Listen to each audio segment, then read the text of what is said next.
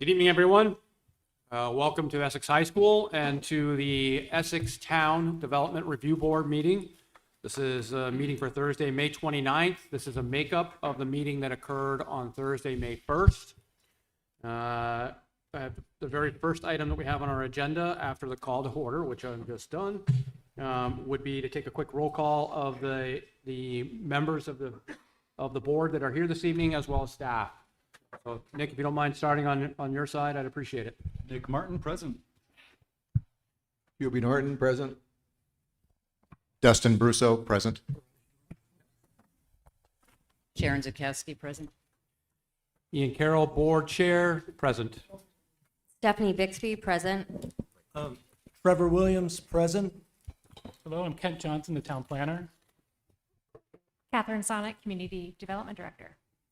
Sharon Kelly, zoning administrator. Thank you. First, the next item that we have on agenda are just a quick review of the agenda. If we have any additions or changes, I'll open up to the board to see and staff and see if we have any changes to this evening's agenda. Starting on my right side this time. Trevor, do you have any changes that you'd like to see on the agenda this evening? No. Stephanie? No. Sharon? No? No. No changes. Thank you. I will take a motion to approve the agenda for the evening. So moved. We have a motion by Dusty. Do we have a second? I'll second. Nick is a second. Any other discussion about the agenda? Hearing none. All those in favor say aye. Aye. Opposed? Motion carries 7-0. Typically, this is a time when we would have a public to be heard. However, and the public to be heard section is generally for items that are not on the evening's agenda, but because this particular evening's agenda is a continuation from May 1st, we've already had the public to be heard section, so we are not going to have that on the agenda this evening. That's why it's not on the agenda that you see. We will go right into the public hearing. This is a continuation from May the 1st. It's a site plan from Scannell Properties LLC and the site plan application proposed construction of an approximately 107,000 square foot distribution facility associated with a parking located at 637 Chemo Drive, part of Saxon Hill Industrial Park. I just want to take a quick second and just talk a little bit about the evening and the minutes, or the meeting, excuse me. This application brings a great amount of interest and involvement from the residents and the general public. As members of the board, we appreciate everyone's time, effort, and input throughout the process. We do remind everyone that the format of a DRB meeting is very much like a court experience, where rules and procedures on how we hear an application and what we base our decisions upon, we're very much fact-based per the current zoning regulations. A reminder, if residents would like to see changes in the regulations, please come and attend the planning commission meetings, which is where that change is heard now. Our board this evening will be finishing the public comment portion of this meeting, which was not concluded on March 20th, the original date that this meeting was first originated. We are going to limit public comments this evening to 30 minutes total, and we will limit comments to members of the public who have not already provided feedback. Please, we'd like to have those that have not had a chance to speak get an opportunity to do so. You can do that feedback in person or in writing. We do want to prioritize town of Essex residents, please, to speak first, and we'll alternate between speakers on Zoom and in the room so that everybody gets a chance. There will be flashcards with the time noted as each speaker has their turn, and the time will be noted when your turn is up. So we have an example of the flashcards here. So if you're at the podium speaking, if you could just keep an eye on Catherine with the flashcards and know that at 2 minutes, and when your 2 minutes are up, we will be asking you to stop so that we can get a chance for everybody to have a chance to speak. Public comments can be considered by the DRB that relate to the specific site plan review criteria, which are summarized in our staff report and the agenda materials. Comments that don't pertain to the site plan review criteria may not be considered by the DRB. For example, comments regarding business practices, economic impacts, employee policies, or how business competes with other businesses are not relevant to the review of this site plan application. To help members of the public best use your comment time available, DRB members or staff may interject or help steer speakers away from unsuitable comments that we can't use. That said, members of the public may use your allotted time to say anything that you wish about the application, even if we can't use it. All the applicants in the audience or members are to record your names and contact information on the sign-in sheet, and when you speak, we would like you to identify both yourself and where you live. At this time, I'm going to ask, though we've done this once before, I'd like to make sure we do it again. Everybody in the audience, as well as those online, if you have intentions on speaking this evening, I'd ask you to raise your right hand. Those of you that are online, if you would use the hand motion on Zoom and raise that. And I will ask, do you affirm that the evidence you are giving in cause under consideration shall be the whole truth, nothing but the truth, under the pains and penalties of perjury? And those online, we hope you do as well. And online, you can put your hands down. Thank you. Mr. Chair, Yes. could we also ask folks to use the term ditto if they're echoing somebody else's We comment can, to- yep. to give as many people the opportunity to speak as possible? Yes, thank you.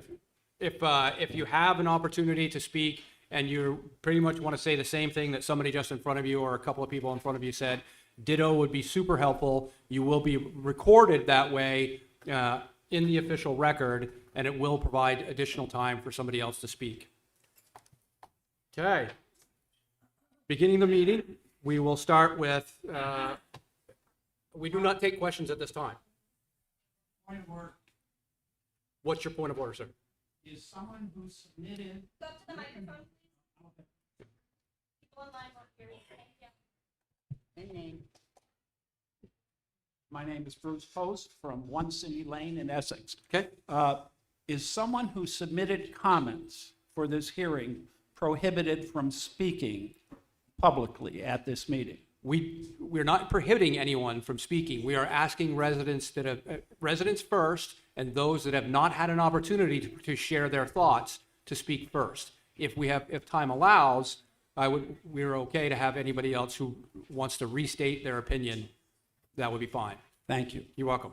The reminder that anything that you did submit online via email is an official part of the record already. Okay. Kent, if we could get a quick recap of where we stand with this application. Okay. Can everybody hear me okay? I hope.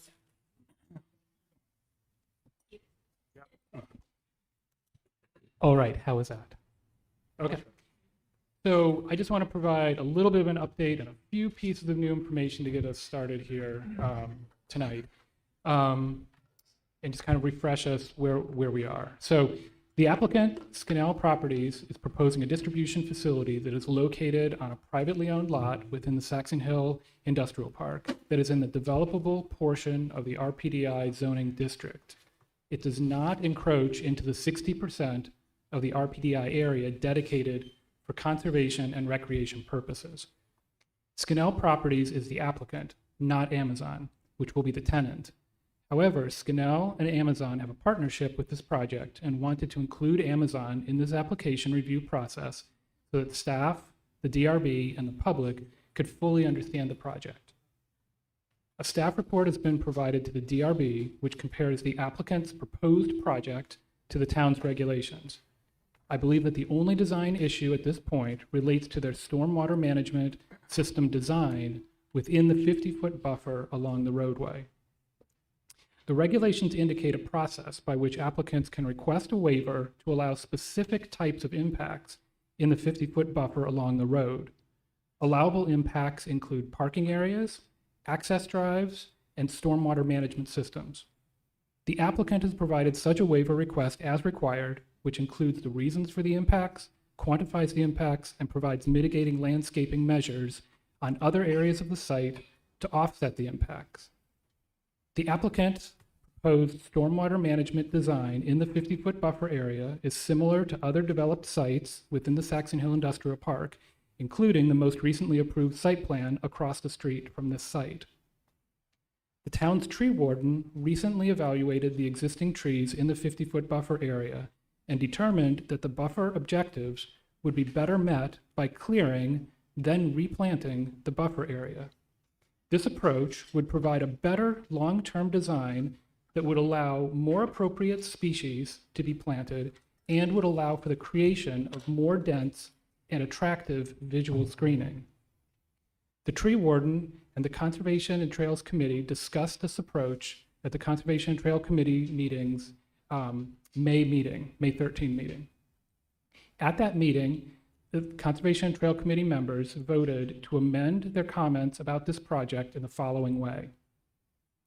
They chose to strike out the text that said, maintain the 50-foot buffer in its natural state, move the retention ponds within the building envelope rather than use the 50-foot buffer.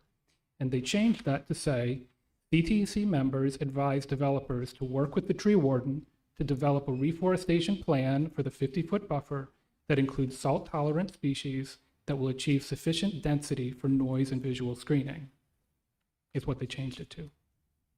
More broadly, the tree warden has concerns about some of the species proposed by the applicant due to the sandy soil conditions, salt tolerance, and rooting volume in the parking lot planting areas. The tree warden and the applicant's landscape architect had a positive and productive discussion on these issues last week, though no revisions to the plans have been made yet. To address this, I provided a recommended condition of approval that states, quote, in the town's tree warden has some remaining concerns regarding plant species selection. Prior to the issuance of a zoning permit, the applicant shall work with the tree warden to select species that are satisfactory to the tree warden, unquote. There were a few other items that I wanted to mention to respond to some of the commonly asked questions that have come up about this project. First, distribution facilities of this type and size are allowed in this zoning district. Second, the traffic impacts calculated for this site are approximately half of the total amount already approved by the town and the state for the subdivision area that includes this site and 3 other recently created lots across the street from it. Third, the applicant has provided a stormwater management report and must secure a state stormwater permit and comply with public works specifications to ensure that the design is able to prevent negative stormwater runoff impacts on adjacent properties and waterways. And finally, the DRB has requested a few additional materials from the applicant, which are in tonight's agenda packet.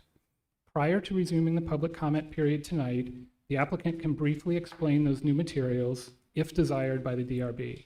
So now I'd like to hand it over to the DRB to hear briefly from the applicant about their new materials if desired, and then complete the public comment portion and then move to the DRB's deliberations. Thank you, Ken. Yeah, I would like to hear the updates from the applicants.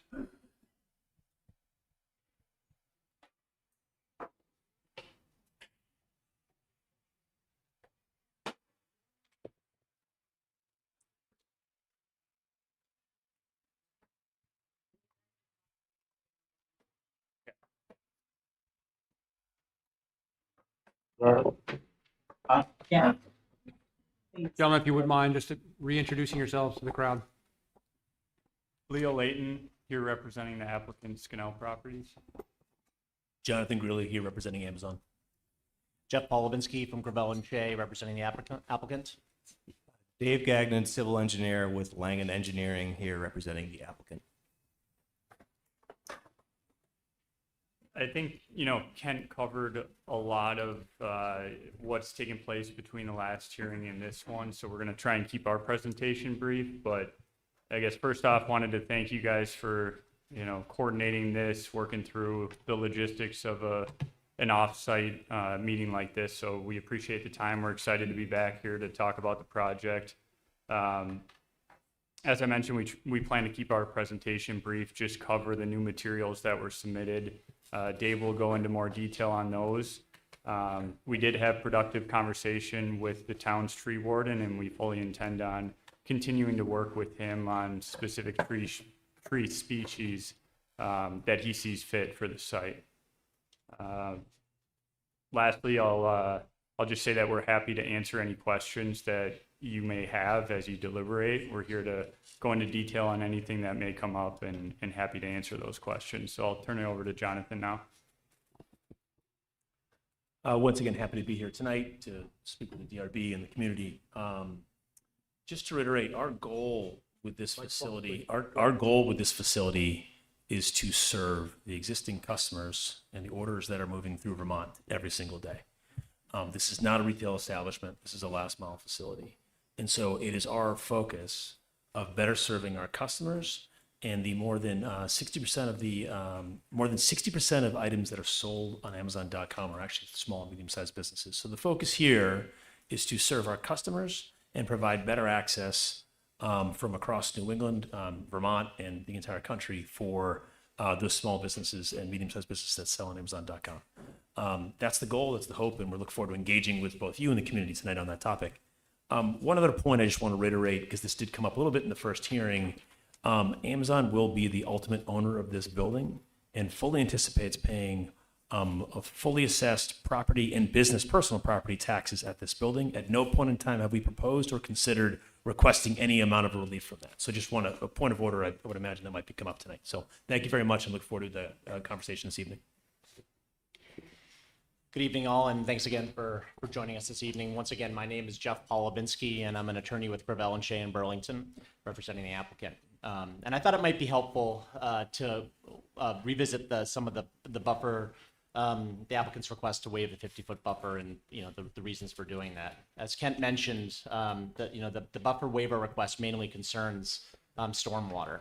And the reason the stormwater infrastructure is located in the buffer is that the site topography really does slope from kind of the northeastern portion of the site down to the southwest portion of the site. So all the stormwater is naturally flowing from the northwest to the southeast. Dave, our engineer, can get into a little bit more of the technical aspects about it, but that's really kind of the crux of the issue. And I did just want to mention a few other things as it relates to the waiver request. And I think Kent has alluded to before that it's important to note that the zoning regulations do contemplate development in the 50-foot buffer. There are two other buffers in the RPDI district, a 100-foot buffer and a 200-foot buffer. Neither of them contemplate a waiver request for development, where the 50-foot buffer does have a clear waiver provision. And also wanted to touch on another section of the zoning regulations that provides that parking areas, access drives, and components of stormwater management systems may not be located within the 100 or 200-foot buffers, but may be allowed within the 50-foot buffer. So again, this is something that's clearly contemplated in the zoning regulations. And then I think Kent also alluded to this, that if you're looking up and down the RPDI district, there you'll see stormwater infrastructure located within the buffer. And I think, as you know, the DRB and then the Planning Commission before it has previously approved waiver requests similar to this, including a request directly across the street from the site. And then there are a number of other nearby locations where a similar waiver requests have been granted, including at 35 Thompson Drive, 65 Red Pine Circle, 135 Red Pine Circle, and a little farther away, but within the same district, at 17 Corporate Drive and 10 Corporate Drive, and those are all within the last 6 or 7 years. And I don't think we're saying that you should approve this request just because the DRB and the Planning Commission has approved similar requests in the past, but I think there is value to further the rule of law and relying on previous decisions that this kind of concept furthers elements of fairness and provides guidance to future applicants. And if you look at some of these past approvals, I think they mainly focus on, or many of them focus on the streetscape, and allowing for some development or some waivers, but not others, could result in an inconsistent, maybe an incohesive streetscape. And I think the DRB and the Planning Commission, before it's approved past waiver requests, they approved them for good reason. In part because the past waiver requests, like this application, would actually result in furthering the purpose of the buffer. Section 2.14 of the zoning regulations states that the buffer is maintained in order to provide visual screening between industrial development and adjacent streets and residential areas. I mean, I think many of you are familiar with the site. It's characterized by these long linear rows of pine trees, which on their own don't really provide very effective screening. These man-made plantings don't really provide much ground cover. A lot of the vegetation's way higher up in the forest canopy, whereas what you're seeing mainly at eye level is a lot of bark and not a heck of a lot of green. The revegetation conducted as part of the project, we think, would actually represent a vast improvement in screening once the vegetation is mature, as a variety of native species would be planted at eye level to provide that screening that's contemplated by the statute. So with that, I wanted to pass you along to Dave Gagnon, the engineer for the project. Thank you, Jeff. For the record, my name is David Gagnon, civil engineer with Langen Engineering here representing the applicant. And we did provide some updated materials, and if the board sees fit, we could show you our updated renderings. We have a bird's eye view and also some perspectives. So if you want to see those, we could pull those up on the screen, or I could walk you through them. Yeah.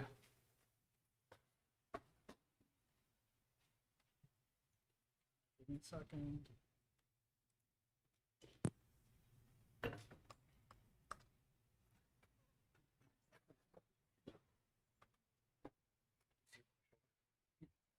That's perfect. We could start there.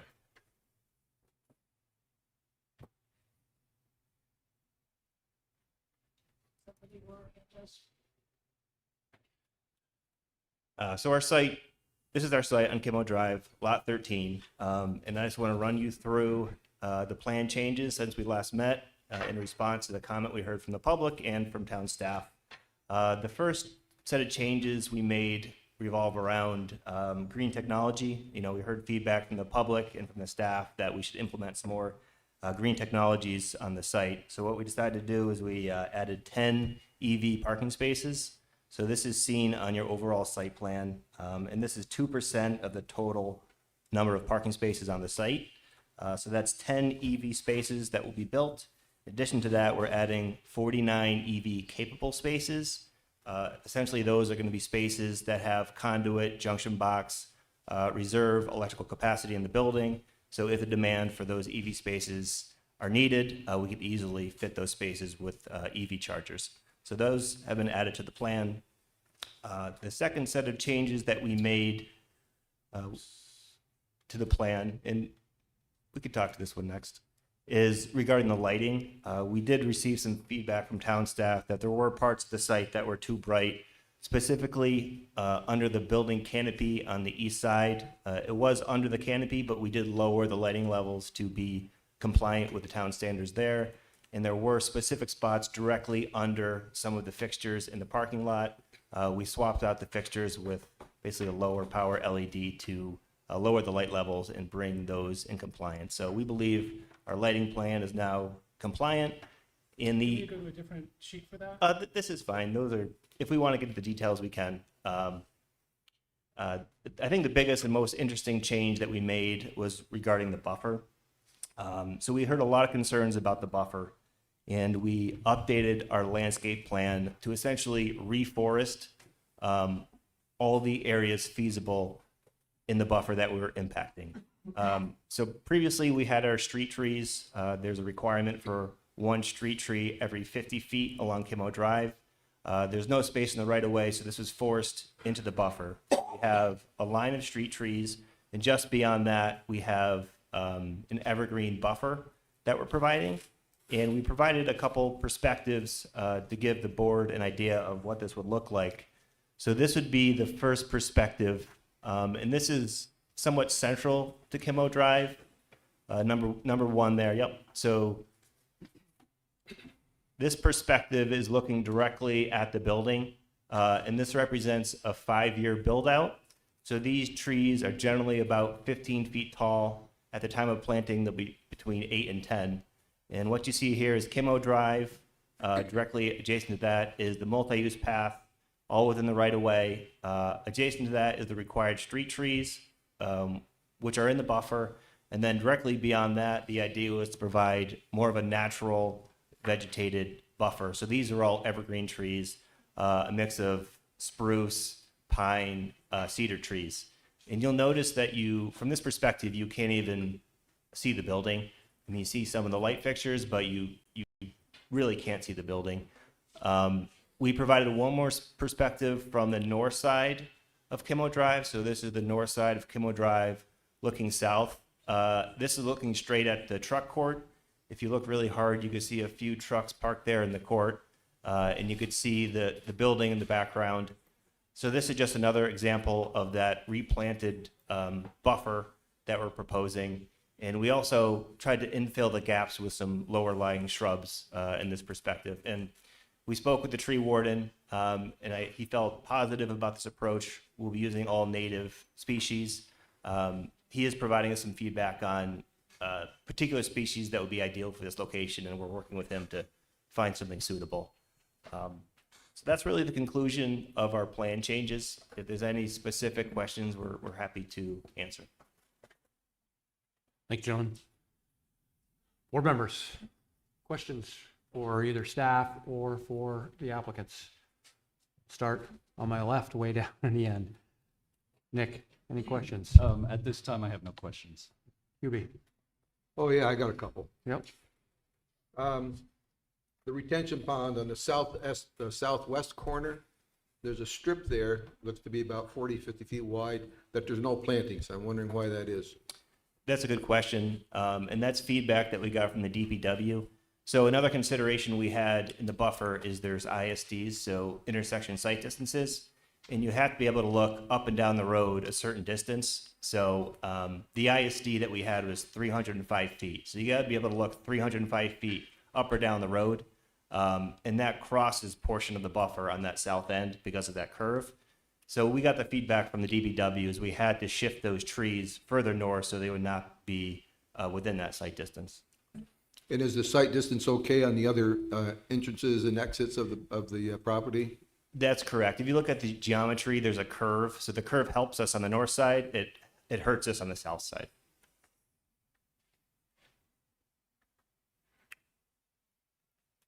Okay, I'm good for the moment.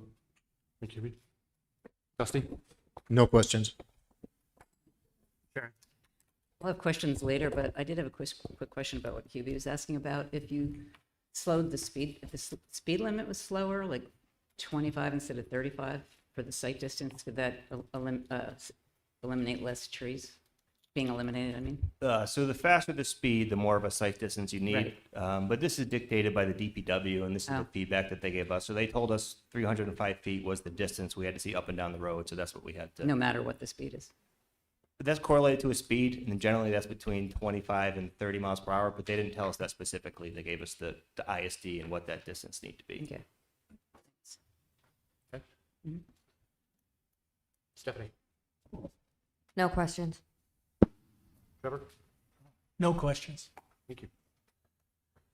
With no further questions from the board? Oh, yeah, I got some more. Okay. Yeah. We'll go back to Okay. QB.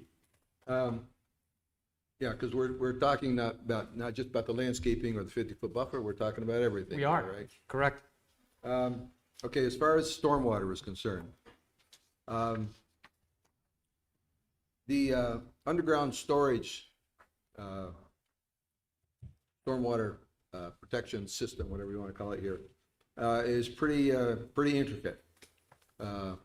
And I'm wondering if there are plans to have, well, actually, what I'd like to see is that there be a professional inspector available to watch the installation of that system and to make out the appropriate reports. I believe there are probably reports required by the state for the stormwater permit, but I think that we'd like assurances, at least I would like assurances, that has been built according to their standards. The package that you gave us on the stormwater, that inch-and-a-half thick package, at the very end, it has some requirements for maintenance. Talks about how the maintenance should be done, how periodically, reports filled out. I'm going to expect that those reports are going to be made available to Public Works. Like I say, as far as the construction of that system, that the information be provided by a professional inspector that will guarantee that the system has been built according to plan, and providing, again, reports to the town as that is constructed. And I think that's all I have for the moment. I may have more in a bit. Anyone else on the board with other questions? So if we're asking about everything, I have a couple questions about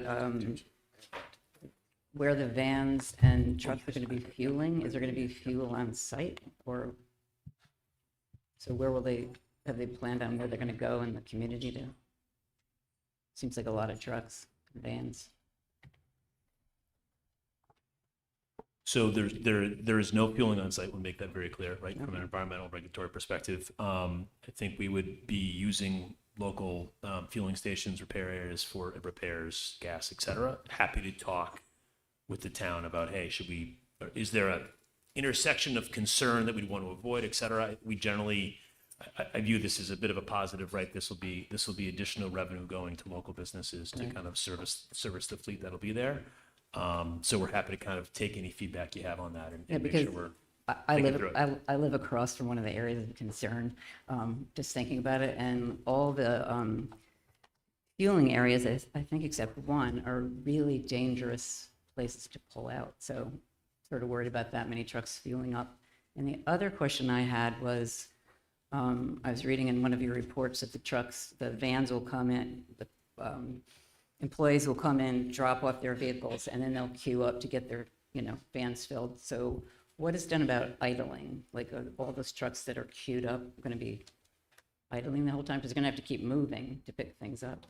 So when vans will queue up under the canopy, they're turned off, right, from a safety perspective, right? So that all what you're doing is that you'll have a group of vans that'll come up, they'll park, the drivers will get out of their vehicles, they'll work with the team. Oh, they all get out at once? Everybody's going to get out together. It's a coordinated 20-minute effort. Everything goes up and all the vans depart together at once. There's a tremendous focus on segregating traffic on site, making sure that you have vans segregated from passenger vehicles, et cetera, and a huge focus on safety. So this is a pretty sophisticated effort. We've done this in hundreds of facilities across the country and are very cognizant of kind of micro and macro impacts when we do that. And so they're not going to be idling at all? No. Thanks. Sure. Dusty? Not yet. Nick? No. Trevor? Well, I would just ask, why did you use the ITE trip generation for the generate the traffic when wouldn't it have been better? I know Amazon has all sorts of facilities across the country, and IT trip generation is just an approximation. Wouldn't it have been better to go to a similar sized Amazon facility and see what trips were generated there? So we did look at other facilities, and it is in line with ITE. And also part of our application is not specifically for Amazon, so we have to relate it to something that is relatable throughout ITE. So if something else came in here for whatever reason, it would still be applicable. Okay. Thank you. Good, Trevor? Yeah, I'm done. I just have a quick question about, so understanding that this is a last mile distribution center and understanding that it's not a retail location. We will anticipate that the big trucks will come in overnight loaded and will leave in the morning empty. Is that correct? There's not an opportunity there won't be reloading of trucks to move product elsewhere. Product will arrive at this facility by tractor trailer, Yep. maybe the occasional box truck, depending on where it's coming from, and will depart in a van or an individual passenger vehicle. Right, but the large trucks and box trucks that come up from Mass and Connecticut or wherever are going to turn around and drive off empty. Yeah, all tractor trailer or line haul traffic will be departing the facility empty. Yep, okay. Thank you. Any other questions here from the board? And we'll start involving the public. Yep, got another one. Yep. I think it was stated before, but I just want to clarify, no helicopters? No helicopters. Or drones currently? No drones. Okay. Also, as far as the sighting, the signs, I'm going to request that there be a sign added that there be no engine brakes used on Chemo Drive. Have a sign posted like that at the exit of the facility.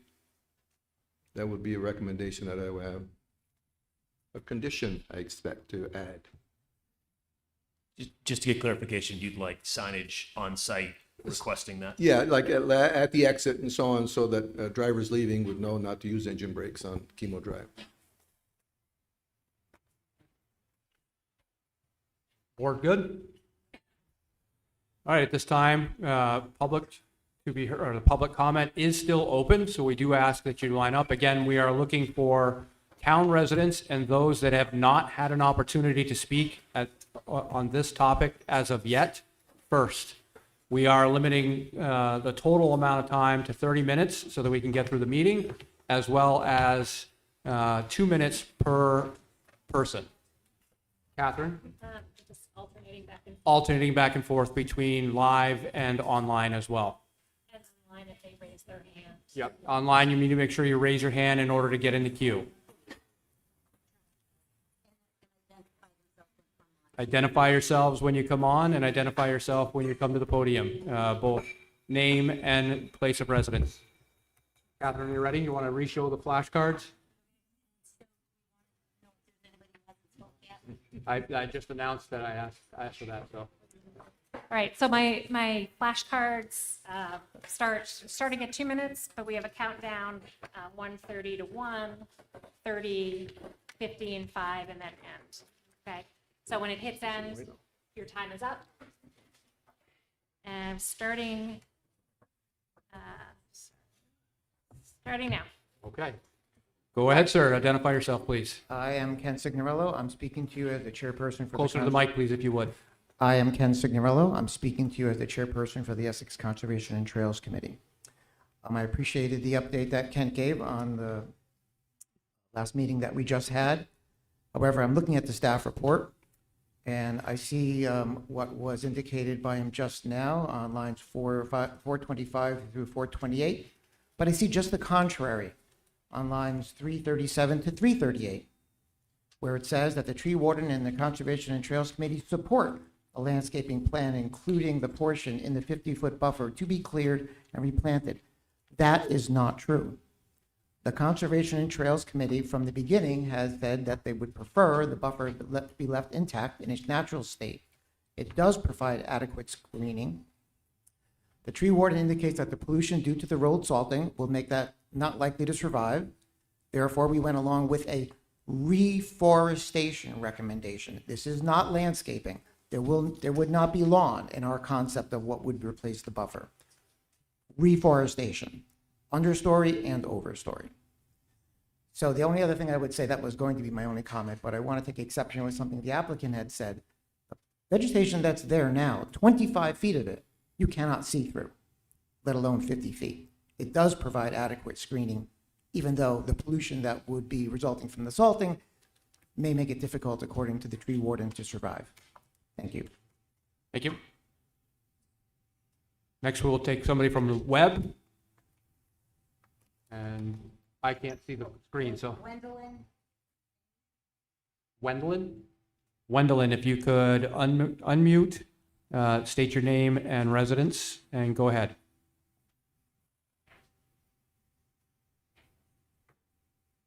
Can you hear me? Yes, we can hear you, Gwendolyn. Okay. So I am calling because I am extremely concerned about this. The implications of an Amazon warehouse are enormous, regardless of whether or not it's an actual retail location. As a small business owner, I conscientiously made the decision to not buy Amazon products for a number of reasons. One, I think their ethics are incredibly poor, as evidenced by the fact that there was dishonesty just in this application, just pointed out. The other is that there have been a number of fatalities in Amazon warehouses due to poor working conditions, poor pay, unreasonable expectations of their employees, labor union busting, etc. Throughout the pandemic, we saw many people unnecessarily infected, and to this day, we see many employees sharing their stories online about the horrors that they have endured at the warehouses. Additionally, as a civilian, there have been implications just from the warehouses, quote unquote, ease and convenience. That comes at a cost, whether they're retail or not. The reason for this is because someone who might have gone to your local retail store, your local Ace, your local Houndstooth, wherever it may be, is now going to say, oh, I can get that tomorrow from Amazon. So I have a problem with that. Lastly, Amazon is going to weasel its way in and cause enormous ramifications for the consumers. I tried to get a cab a couple months ago and I couldn't because Uber and Lyft killed all the cab companies. Don't let Amazon kill all of our mom and pop shops. If you care about small businesses, you will deny this application. Thank you. Thank you, Gwendolyn. Can we have your town or your address, please? I live in Winooski and I operate a small business in South Burlington. Thank you. Thank you. Thank you. Yes, as a reminder, once more, we are looking for Essex residents, town residents first, please, and those that have not had an opportunity to speak. Thank you. Yes, sir. Hi, thank you for the opportunity. My name is Dwayne Millar Barlow, and I'm an Essex resident, and I live on 12 Rosewood Trail. I did have an opportunity to send a letter about the traffic impact statement from Langen, which I think is very, very flawed. I appreciate Kent giving some facts to start the meeting, saying that that this project would only consume 50% of the total traffic for the entire subdivision. That also makes me wonder where will how much traffic will these other three developments consume? But that doesn't tell the whole story. In Langen's traffic impact statement, it mentions how they actually consume more than 100% in certain directions, AM exits and PM entrances. They used, I think Trevor's question was spot on. Why did you choose to use land use code 156? You say that this is the best approximation, but this is for large warehouses where trucks are going to be taking goods to stores. This is a much different, we're talking 200,000 square feet for this land use code 156, whereas this facility is 100,000 square feet, 107, and they are much, much more traffic intensive. There is empirical data out there, contrary to what Langen claims in their impact statement, that shows it can be 76% higher traffic than the land use code 156 for these last mile delivery stations, centers. So I think we really, really need to scrutinize this claim from the applicant that no further traffic study is done. We have Christmas surges that was not studied. We have 24/7 traffic that's happening all day and all night. We have flex drivers going in and out of there. Some have compared it to a very busy shopping mall. So thank you for giving me the opportunity. We'll go next back to the web. And again, if I reiterate, anything that's been sent in already online via email is part of the record already. We are seeking people for an opportunity to speak that have not had a chance to have their voice heard. Thank you. Online, we have an Essex resident, Rachel Lazat. Are you an Essex? Rachel Lazat. Rachel, if you can unmute and state your name and place of residence. Thank you, Rachel Lazat, Essex Town resident. And I really, really appreciate the comments that Dwayne made and the letter that he submitted that's in the packet. And if the board has not yet sat down to read that, I would implore that they take it very seriously.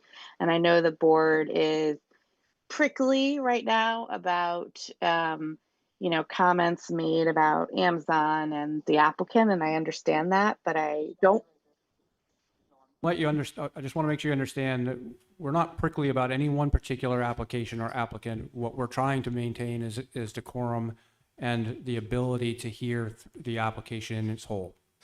I understand that. But I also would just ask that the board take the comments seriously that are not related to those concerns that the board has. And I feel like some of those comments have been pushed aside based on, some of the uproar that, has come from the community. And I also just want to remind the board that while it's true that you can't make judgment based on the applicant, It absolutely is in your purview to protect the town from environmental issues, like the request to waive the buffer, and also to control traffic on a road that is already a traffic nightmare, Sandhill. I think it was really interesting that Amazon made the statement that there's not going to be any traffic on Sandhill, and I think that can absolutely not be true. And I would ask that the company make some sort of statement about that. And again, I also just want to remind the board that the elephant in the room is that the road connection between Thompson Drive and Chemo was supposed to be built. And you have the power to require that and put some teeth into it at this point. And thank you very much for your time. Thank you. Yes, sir. My name is Paul Davis. I'm an Essex resident at 62 Chapin Road. I'm on the Conservation Trails Committee, but I'm speaking as individual. The purpose of the RDPI, as defined, says that these projects must be carried out in harmony with the natural surroundings. And so I encourage you guys to really think about that broad concept, in harmony with the natural surroundings. Does this project exist in harmony with the natural surroundings? I also wanted to point out that one of the Conservation Trails Committee's recommendations or comments was stated that there was an excessive amount of impermeable surfaces with concerns of runoff and salt that would flow into the Winooski River. They recommended that the amount of parking be reduced, possibly put underground. So I wanted to point that out as well. Thank you. Thank you. We'll go back to the web. Online we have MJSS. Are you an Essex resident? MJSS. Can you identify yourself and your residence? Hi, can you hear me? We can. Okay, I don't know why my computer sets it up like that, but sometimes it does on Zoom. This is Margaret Smith. I've been a resident of Essex Town since 1974. At that time, that whole area was forested and was great for recreation.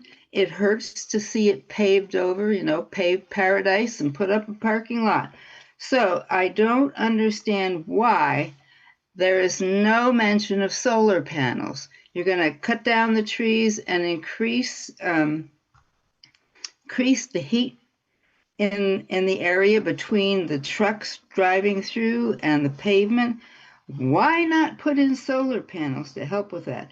There has been no pollution study done for the impact of that many trucks. And the noise issue, the noise outside my house, the traffic starts rolling at 5:30 in the morning and doesn't stop until late in the evening. In addition to noise, engine brakes, could you mention something about air horns? They're not supposed to be in town, but I hear them fairly regularly. And the situation we have now has diminished the amount of wildlife. My next door neighbor and I were looking at each other saying, where are all the birds? Where are all the insects? It's just been, what we have now has been harmful, and this is just going to make things worse. Thank you. Yes.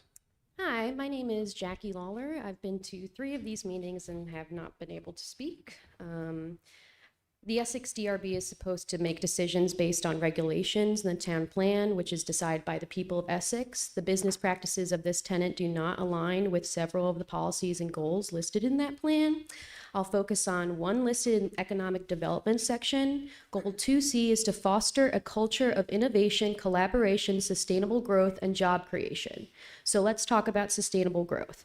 We heard from the representative during the meeting in April that Amazon is a top investor in renewable energy. They are also a top contributor to the climate crisis. They emitted 68 million metric tons of carbon dioxide in 2023, but they'll tell you they can offset that, even though there's studies to show that a compound annual growth rate of 5.5 to 11.5% will be through 2030. The fact is that the business model of this company is the opposite of sustainable. And now let's move to job creation. These jobs are dangerous. They have a history of worker exploitation, which has caused injuries and at times death. They have a turnover rate of 150%. Many workers are going to be third-party contractors at this location, and they do not get the benefits or the pay that they deserve. And Amazon spends millions on anti-union consultants to make sure that this doesn't change. And if we were to create a union in Vermont, they would probably just get up and leave like they did in Quebec. I am urging you to vote no because this development does not align with Essex stated zoning regulations or the town plan. Thank you for your time. We'll go back to the web. Nick and Taylor Wagner. Nick and Taylor Wagner, could you identify yourselves and where you reside? So this is Taylor. We live on River Road. Most of what I wanted to say has already been said at this point, so I would just like to echo the last person who spoke, and then also Rachel, who had spoke earlier. I would also like to just ask how it's even possible that they're claiming that there's going to be no traffic impact when there's going to be all these trucks on a very already busy road from, as it's been stated, 6 a.m. to about 8 p.m. And bringing roads closer onto the property of those that live on River Road with an empty promise of taking trucks off of Sand Hill Road. So I just don't think it's at all realistic, and there's no actual evidence to prove that it's going to work. Thank you for your time. Yes, go ahead. Good evening, Irene Renner. I live on 15 Thrush Lane here in Essex Center. I'm here to express opposition. I urge you to vote no based on a review of this application against our town plan and zoning regulations. I believe this project fails to meet mandatory compliance requirements and poses significant risks and costs to our community. The proposed development violates at least 3 mandatory provisions of our town plan. Page 8, Section 1S2 says development shall be consistent with Essex role as a sub-regional growth center with the scale of development supportable by a market derived from Essex and surrounding communities. This standard is not met given the current housing crisis that has left local employers unable to find adequate staffing help. Page 10, Section 2, economic growth shall be diversified. The proposed development does not meet diversity goals as it duplicates existing services and pay and benefit ranges already abundant here, while potentially harming existing delivery employers and other employers within that pay range. Page 12, Section 2S2, transportation system-related decisions shall include consideration of how those decisions may support or hinder economic development goals. The current proposal fails this requirement as our public works, police, and fire departments are experiencing critical staffing shortages, driving up property taxes while leaving us unable to maintain current infrastructure needs. This proposal also creates liability exposure under Act 250's 10 criteria, which require projects to be in conformance with any duly adopted regional or local plan. Thank you. Thank you. Back to the web.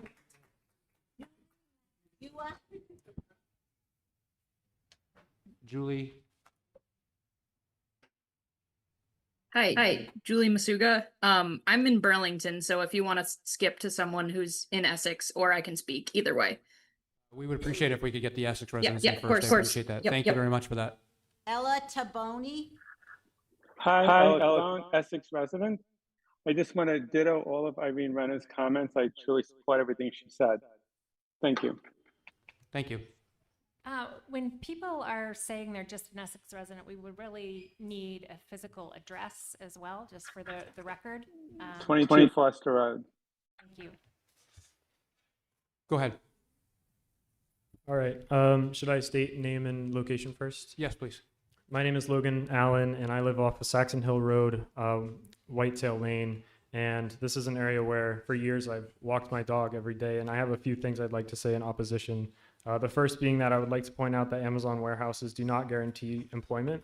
One example, in Marriott Slaterville, Utah, an Amazon warehouse sat vacant for 3 years after being completed, with a spokesperson saying all these facilities have to fit into our logistics network, which is them essentially saying that it wasn't profitable yet for them to open it. And most of these are opened in places where they don't actually have that much traction.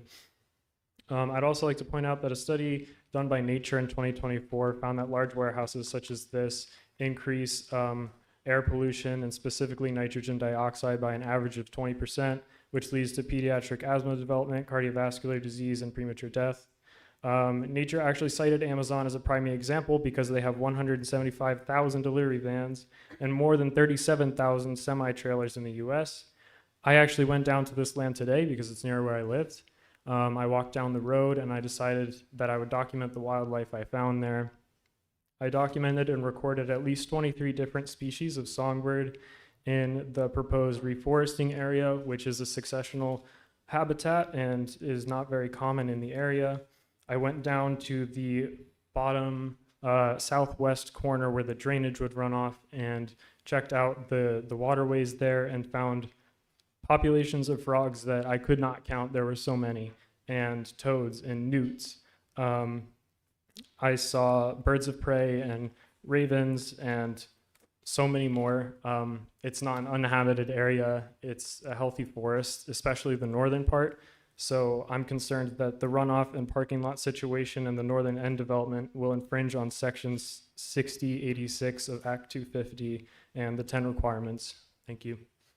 Thank you. We'll go back to the web. Julie online, can you state your full name and your residence?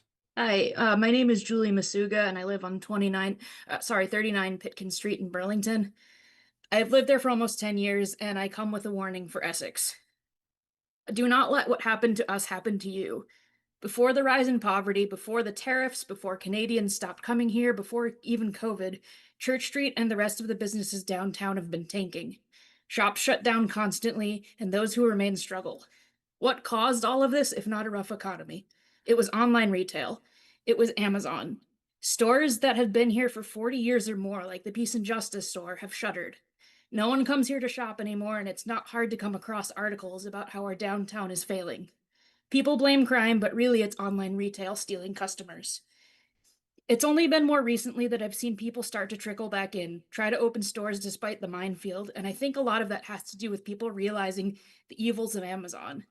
People are boycotting it left and right for any number of reasons. Ties to Israel, killing small businesses, exploiting their workers, you name it.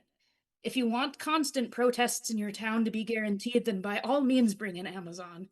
It will become the new Tesla dealership in South Burlington with weekly hordes of people who are just pissed off, and rightly so. And unless they're here to protest, people won't come to Essex anymore. A traffic from nearly 200 delivery trucks per day will cause people to avoid coming to visit.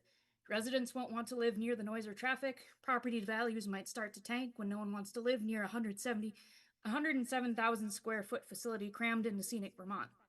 Don't become like us, keep your character, and if nothing else, we should stop Jeff Bezos from getting even richer. He's not going to invest back in this community. Thank you. Yes, sir. Robert LaLancet, 295 West Sleepy Hollow Road. If this project's approved, the town of Essex is allowing itself to be liable for any injuries or deaths that would occur at the facility. There's one road in, and that same road is the exit. If Kimmel Drive is blocked due to an accident, and at the same time a forklift accident, fire, or hostile employee conflict happens at the facility, emergency personnel and equipment can't access the scene. Page 7 of the staff report states that the fire department recognizes this as a choke point. Please do not approve this project and subject the taxpayers to a possible lawsuit. And I would add that by you guys allowing waivers to a lot of these projects, there 1,495 people voted for this town plan, and you're giving waivers, and then these guys are using them as precedent. And I would hope that it would start to stop. Thank you. Thank you for your time. No one else online at the moment? Thank you, yeah, yeah, thanks. Go ahead. Yes, yeah. Sorry, I thought you were going to do it online. Yeah, no, Okay. we didn't have anybody online, so go All ahead. right. I'm Reagan Murphy, live at 101 Cherokee Avenue, and I am here to express my concerns over this development. The Essex Plan goals includes fostering an entrepreneurial environment, and I wanted to echo a lot of the concerns that were already shared about the impact that this will have on local businesses, not only ones that currently exist, but ones that are yet to exist and continue to grow our community. I also wanted to echo the community member before me who shared about our plan and how residents are supportive of our local community and our businesses, and the impact that this will have. The applicant had stated that this is to benefit current customers, but I wanted to state that this also has the goal of increasing your customers. And I also wanted to share that because of those comments, I have since canceled my Prime membership, and I believe that many residents are going to follow suit as well. I know that my next comment will not be able to be used in your decision, but I also wanted to say that we are living under a fascist dictator, and you know that because you are very smart. And in times like these, we need people like you to do the right thing and save all of us. Thank you. Parton, We'll go back to the web, and then we'll come back. What's the name on the? Sid Parton. Sid Parton, if you would state your name and place of residence. Hi.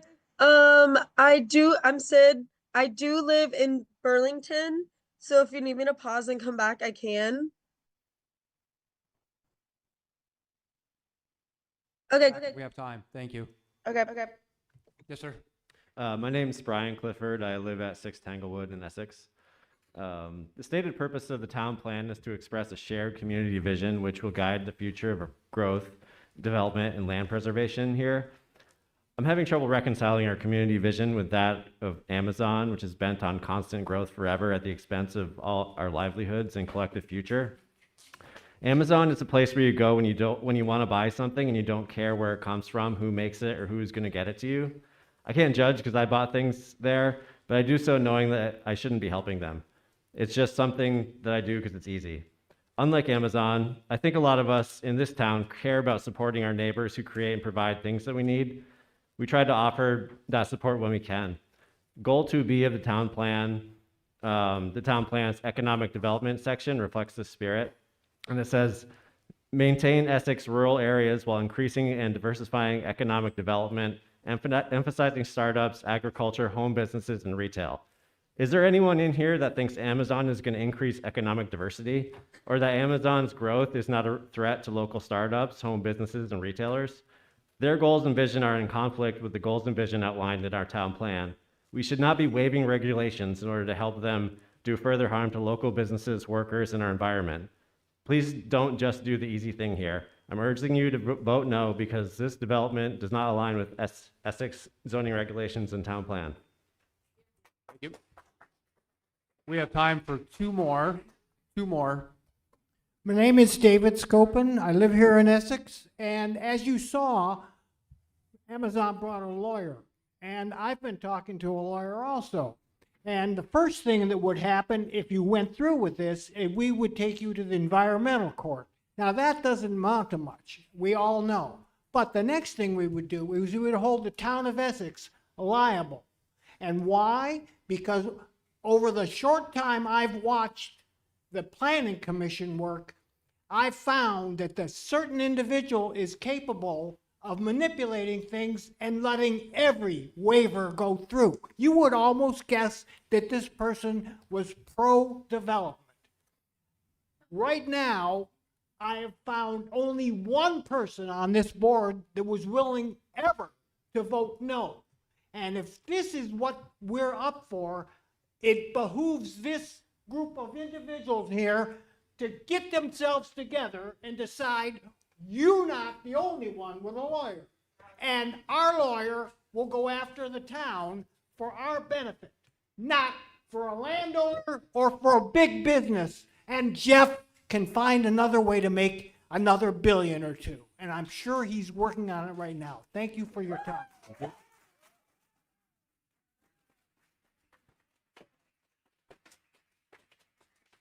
If we have, this is the last speaker that we have for this evening. State your name and residence, please. My name is Sue Getty. I live in 8 Basha Drive. I have this whole thing written out about why this is a gigantic mistake to even think about allowing this monstrosity to take place in our town. I wanted to bring up the death of over 30, the largest amount of worker deaths that any corporation in the last 40 years has in the United States. Amazon has a whole Wikipedia page about their documented death incidents. In 2021, there was a tornado that went over one of their facilities. They don't comply when they build their gigantic polluting monstrosities. OSHA said that they were liable because they had not complied with what they needed to do to have shelters for their employees. 6 of them died in one night. 1 died last month, hit by a truck, because they don't have any safety guidelines. And if they do, they don't follow them because Jeff Bezos doesn't really freaking care. There is plenty of studies. The University of Washington has one just last year alone. Their CO2 in metric tons increased by 6 million tons, metric tons, mostly affecting poor and marginalized communities. That's just more asthma, more cancer, like literally no justice. Those are the communities that don't get to buy anything from Amazon. This is not development. This is not job opportunities. This is a threat. It is a threat to our democracy. It is a threat of our livelihood. We live in a climate catastrophe right now. Wake up. Thank you.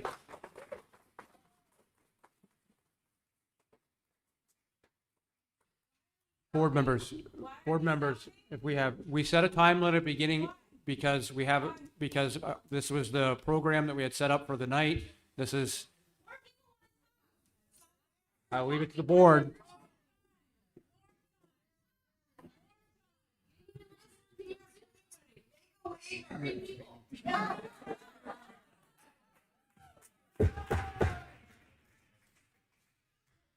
Nick, feelings about it continuing?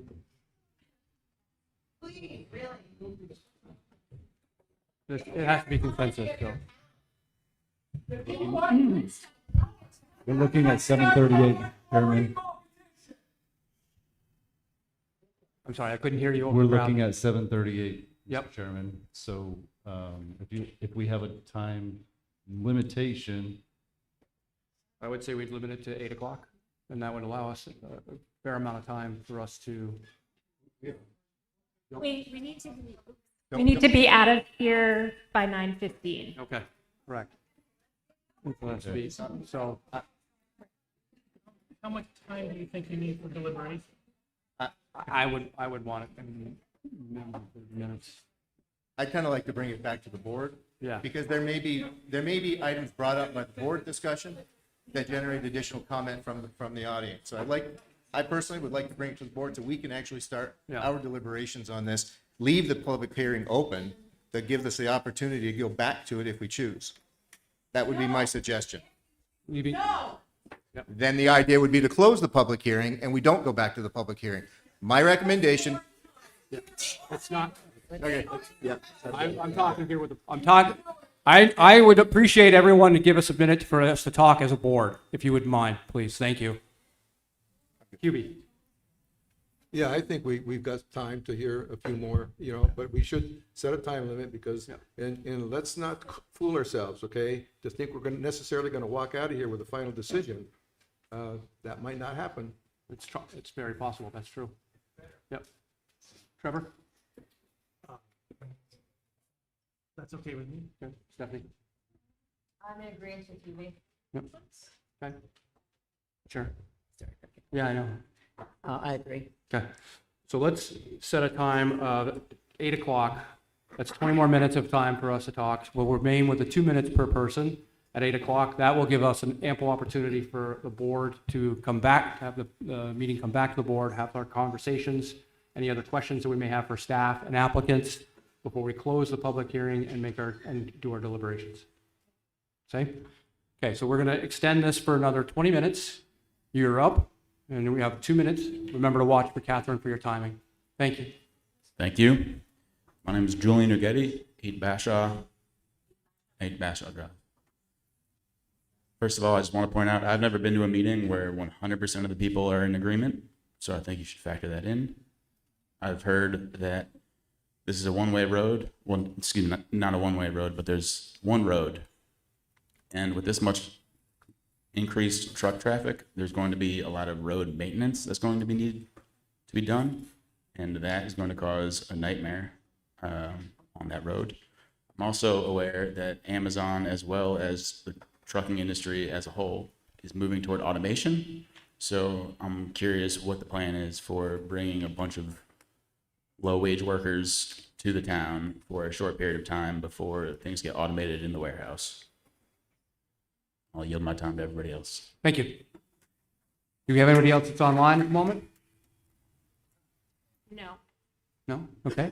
Yes, sir. Hi, I'm Bruce Post from 1 Cindy Lane. Yes, sir. When I was on the select board in 2009, I had proposed we go to a DRB. The idea didn't get any traction. Then I got on the charter committee in 2021, and here we are. So I'm glad to be testifying before you. I heard the counsel for the applicant say that the waiver is not necessarily based on the precedent of past waivers, but went on to mention them all. There is a concept in ecological planning called cumulative effect, and I think the cumulative effect of waivers in this area has changed the character of what the select board intended when they created the RPDI. I also want to add that I support the idea of Mr. Barlow that this committee, this board, initiate a traffic impact statement solely dedicated to this project. When I first looked at the application and I saw the Langen study based on the Wall study, I said, this is a completely different breed of cat. And I think we have to acknowledge that and specifically deal with it. I got in under a minute and a half, so there you go. Thank you very much. Thank you for your time. Again, I'll check on anybody online. Nope. Julie is back again. Who was from? She was not from. Not from Essex. Yep. So we'll go with the Essex resident here. Yes. Yes. 5 Waytail Lane. Yes. Lisa Allen. I'm just following up on the question that Sharon asked, and she asked if there would be idling, and they said no. Do we have any recourse in case we're walking around and we do hear idling? I live next to Glavel, the recycled glass place that went in, and it smells disgusting, and it makes noise all the time from the bucket loader. So I'm just wondering, when you ask a company something and they say that it's not going to happen, if we have any recourse, if we could check back with that. Sure. Thank you for that. 5 Whitetail Lane. Thank you. Yes, ma'am. Identify yourself and your residence. Lorraine Zaloom. I'm on 74 Center Road. Thank you. Thank you, DRB, for hosting this. I really appreciate it. I want to speak to the traffic as well. My sister lives in Sand Hill Road. I live on Route 15 by, not far from a member here. And I looked at the traffic as well. Some of the traffic, I'm extremely concerned about your traffic study. I think we need to do a serious one that actually does a comparative to your existing businesses, as that's who's going in there, and we know that's who's going here. I'm concerned about the vans, the many vans, because when I looked at the traffic study, I think there was like close to 500 parking spaces, I think over 200 vans, and I think the count was for the traffic study about 150 vans. So what about the rest of the vans? Are we not including those in the traffic study, or what happened to those? Where I live on Route 15, O'Leary did a traffic study during 2021, which we all know was during COVID, and so it was depressed traffic. And that counted 17,126 vehicles per day by my house. It was right on my stretch. I want to show you, this is my whole house filter that I can afford, because I'm closer to retirement, so I can afford to buy a filter to save my lungs. There are children across the street from me. There's a daycare center across the street as well with an outdoor playground. This is what that traffic does to my house and to my lungs and to everyone else's lungs. This is a new filter. This filter took about 5 months to happen. This is MERV 14. I'm in plumbing and know a little bit about cleaning air. This is going to poison people. We are going to end up in litigation because the town is not taking this stuff seriously. We need an environmental impact study on the air quality, on noise, on light, and also on the fluvial erosion at the bottom. Thank you.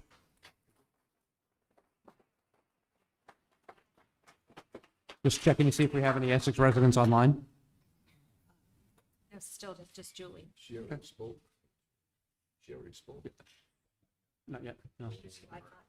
Go ahead. Hi, my name is Joanna Grossman. I'm employed by Phoenix Books in Essex. And where do you reside?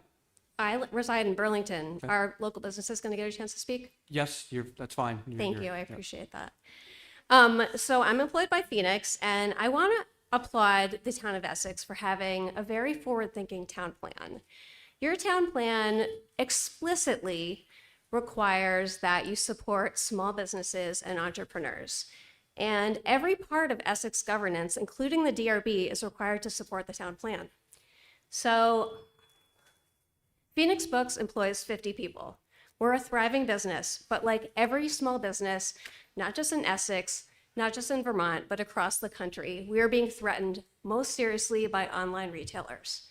We've coexisted peacefully, begrudgingly, but peacefully, as best as we can for this amount of time. Amazon has chosen to escalate and to come after us in our own backyard. We need to protect ourselves, and we're asking you to follow your town plan and help us by stopping this encroachment. I'm going to ask everyone in this room to please stand if you oppose this plan. Thank you. I'm going to ask you to please listen to the town and to your town plan and to oppose this proposal. Thank you for your time and for allowing me to speak. Anyone else online? No. No. Okay. Go ahead. Hello, I'm Lily Davis. I live at 7 Saxon Hollow Drive in Essex Town. From my understanding, this board's job is to serve the town plan and achieve the community's vision through sensible and well-planned development, following the guidelines present in our town plan and zoning regulations.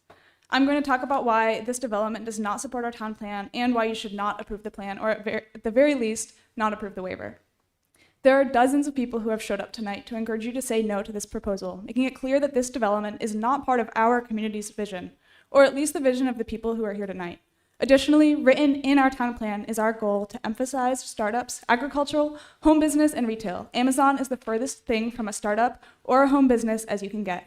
Amazon is a large corporation that can easily outcompete and undercut local businesses and have a track record of doing so in other communities.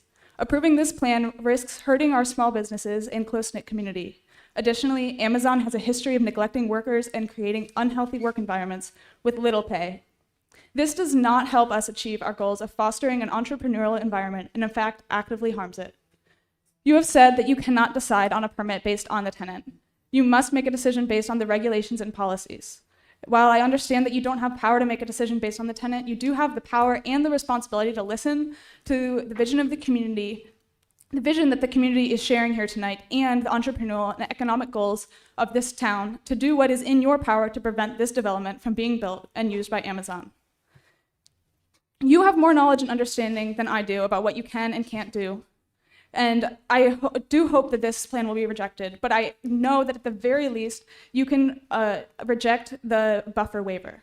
The regulations clearly say that this buffer is regulation in a waiver that can be granted for special circumstances. There are no special circumstances to support the granting of a waiver, and in fact, the special circumstances of this proposal, the large corporation that goes against our town goals, should urge you to specifically not grant the waiver, and if possible, reject the application. Thank you. Checking back in just to see if there's anyone online. Okay, go ahead. My name is Jackson Kelleher. I live on Point Drive in Essex, kind of off of Sand Hill Road. What the applicants have said about helping small businesses is a lie. Their goal is not to help small businesses. In fact, 3/4 of small businesses have stated that Amazon's dominance is a threat to their livelihoods. And only 11% that have worked with Amazon have actually said that they've had a beneficial relationship with this company. Now, I know that Vermonters are struggling. Vermonters need jobs, but they need good jobs where they're treated with dignity and respect, not forced to clock out when they need to go to the bathroom. This doesn't address the economic struggle of Vermonters. It only perpetuates the reasons that the working class are struggling in the first place. These giant monopolies and a House Judiciary Committee, after 15 months of investigation, found that Amazon has a monopoly over small and medium-sized businesses. What are we doing? This is directly the cause of the working class struggle. Thank you. Hang on, we're just going to double check and see if there's anybody online. No? Okay, go ahead. Hi, Sam Puttycombe from Montpelier, Vermont.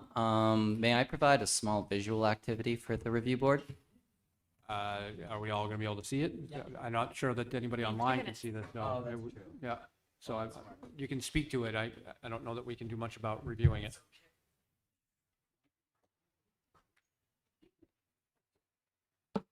As if anybody would like to participate, could you describe to me what you see in the top photo? I don't think that we can do that because, Okay. again, not everybody online, this is a hybrid meeting, and so they are not privy to this. Okay, well, for those people online, there is just a large white building that you can see because that is at 65 Red Pine Circuit, which is just off Thomas Drive. I think there's a pickleball court in the back. That's great. I mean, there's a nice stormwater basin out front, but unfortunately there are no trees in front of it, so you can quite easily see this large white box and parking lot.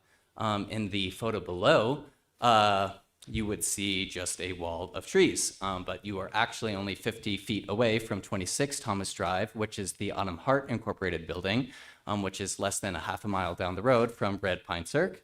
That is also a big, large white building with a parking lot. However, you cannot tell because that 50-foot buffer was not waived in the development review plan. That buffer is made up primarily of red pines, which, going back to the last development review board meeting, you were proposing that to waive the buffer at the proposed development because there were a series of unattractive red pines.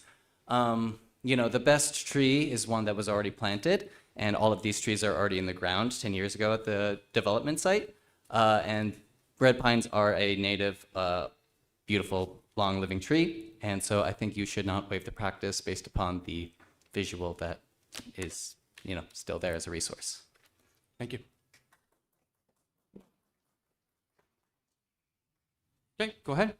Hey, good evening. My name is Lena Greenberg. I live in Burlington. I work as a climate resilience planner with communities across the floodplain, mostly the Winooski River floodplain. Essex has already demonstrated the kind of foresight we need in a time of climate volatility. The town plan recognizes the importance of protecting and restoring areas that are vulnerable to flooding as a preventative measure against inundation and fluvial erosion. In stark contrast to that foresight, this proposed development will create over 100,000 square feet of hard surface and proposes waiving that buffer zone. And there's a suggestion that building the stormwater ponds will offset this impact. As of now, the soil underneath this site is low runoff and drains quickly, which is great. That means the facility itself and accompanying paved parking lot will displace stormwater that is currently well absorbed and does not pose flood risk. Further, losing all of that brush cover, even if we are reforesting with trees straight from a nursery, will reduce the amount of stormwater that is delayed from running into the river and bringing with it all of the pollutants. Additionally, these proposed stormwater ponds will be full of standing water during our wet season, which is also our warm season, which will lead to an exponential increase in mosquito breeding. As you may recall, last year, Northwestern Vermonters were told to stay inside on our exceptional few beautiful warm days because there was a fear of contracting Eastern equine encephalitis, which is spread by mosquitoes and can lead to permanent brain damage or death. One of the recommendations our state health department made was to reduce standing water as much as possible. This proposal does exactly the opposite.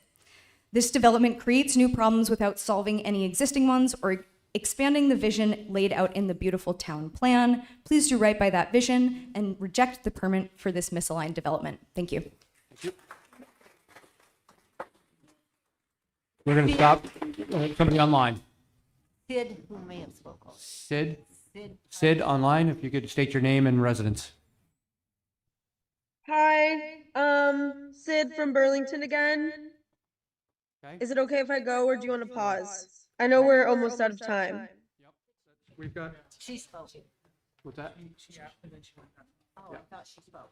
Yeah, why don't we go ahead, Sid, and we'll continue on here. Go ahead. Okay. A lot of what I would want to say has already been said, so I'll just reiterate quickly. I'm here to urge you all to vote no on the development of an Amazon facility. Going through with this project would undermine and contradict Vermont's identity as a state that prioritizes small businesses, is environmentally conscious, and deeply community-oriented. Supporting a massive corporate entity like Amazon would only bring in an influx of low-wage, high-turnover jobs, robbing Vermonters of safe, sustainable employment that shows them respect. As others have stated, it would deteriorate the environmental integrity of the area, increase flooding, which we all know that the state does not need any more of, and increase pollution-related health dangers. That is not the Vermont that I know. We're in a state that banned billboards, for crying out loud. Numerous sources state that 99% of businesses are small businesses in the state, and that's for a reason. We are a community that supports our community. So let's side with the people and please vote no. Thank you. Thank you. I see that we have 1, 2, 3, 4.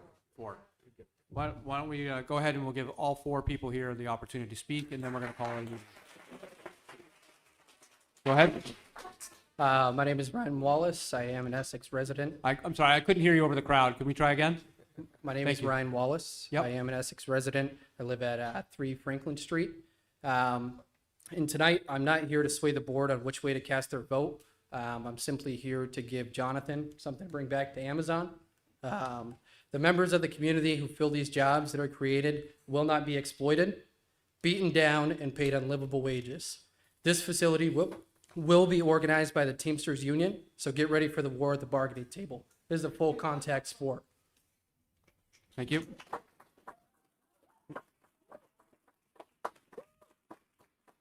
Okay, thank you.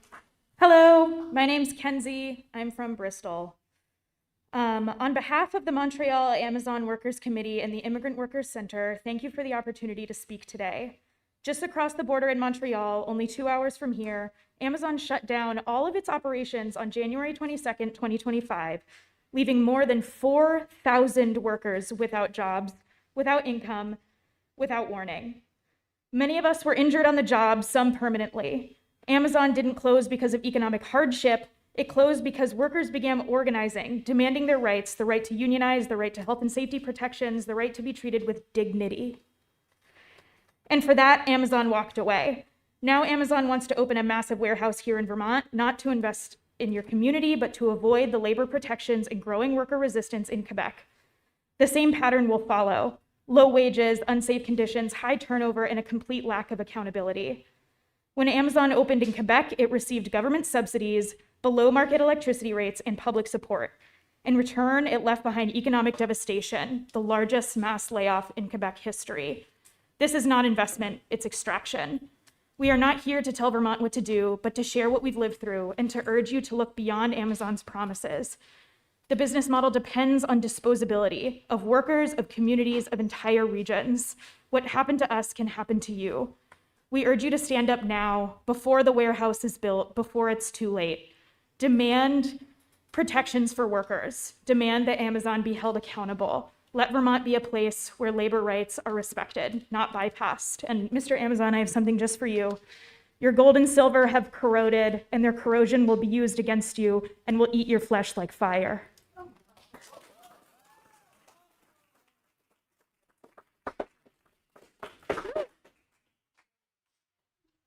Hi, I'm Cheryl Van Epps from 8 Rustic Drive, Essex.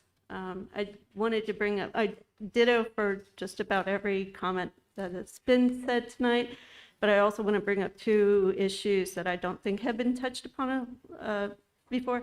I did a quick Google search online and I asked whether hazardous materials will be stored at this warehouse. That's something I'd like you guys to take into consideration with this as an issue.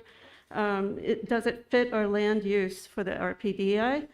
The second issue I have is during site preparation, excavation, clear cutting, are we considering that there may be rare, endangered, and threatened species that may be knocked out? I've spoken with the state botanist, and she had told me that the sandy soils of Essex have a disproportionately high prevalence of rare and endangered species. I wonder when the last survey had been performed. And as we know, animals spread seeds. And so this survey, if it hasn't been done within, I don't know, period of time recently, perhaps it needs to be updated because species propagate themselves. We should be concerned because global ecological changes, the loss of species diversities. I don't want us to sacrifice the wildlife, and especially if this business model considers this warehouse no longer efficient and cost effective. They up and leave. We've made a sacrifice. Thank you. I'm sorry. Can you remind us, ma'am, before you walk away, can you just remind us again your name for the record was? Sorry. Yep, thank you. We just didn't catch it. That's all. Thank you. Go ahead. Hi, I'm Gina Halpin Barrett. I live on Sand Hill Road, so I'm within walking distance of 3 schools and the town park and pool. On what I agree with almost everything everyone has said earlier today. I don't think Amazon is healthy for our community, all that, but specifically to this application, my concern as an Upper Sand Hill Road resident is the vans. If there's 271 parking spaces for vans, currently there is a weight restriction limit on Upper Sand Hill Road that was put in place to protect our kids and our schools, and there's a ton of bus traffic in front of my house. I am right on Sand Hill Road. And if the vans don't meet the weight restrictions, they will be coming up Sand Hill Road, especially if North Williston Road floods. And if we keep building things up in the watershed and send stuff into the Winooski River, we're going to have more flooding. So that was one issue. And I abut RPD land. So behind my house, I see the effects of the clear cutting of the 50-foot buffers behind my house. We can now see right through from our street. The quality of life on my street has decreased since I've lived there. I grew up in Essex Junction. I now came back to live in Essex Town. And in the past 20 years, all I hear now, we used to have animals, walkers, bikers, joggers walking behind my house. Now we have noise, trucks idling. And you, the DRB and town staff, our municipal representatives, need to be our buffer, protecting that land and us from any economic development that isn't in harmony. My taxes have not gone down since all that development has gone in behind my house, but my quality of life on Sand Hill Road has. Please vote no and protect our future. Thank you. Thank you. Okay, thank you. I will take a motion at this point to close the public hearing at this point. Second, I will take it. You make a motion. Sharon makes a motion. We have a motion from Sharon. I have a second. I'll second. Second by Stephanie. Any further discussion here along the board? If we close it, the clock starts. Yep. If we leave it open, but don't take any additional public comment yet, the clock doesn't start. And That might be the better option. I'm thinking if we aren't able to come to a decision tonight, I would rather not close, I don't think we should close the public hearing per se. I avoided the microphone. Sorry. You want to amend the motion?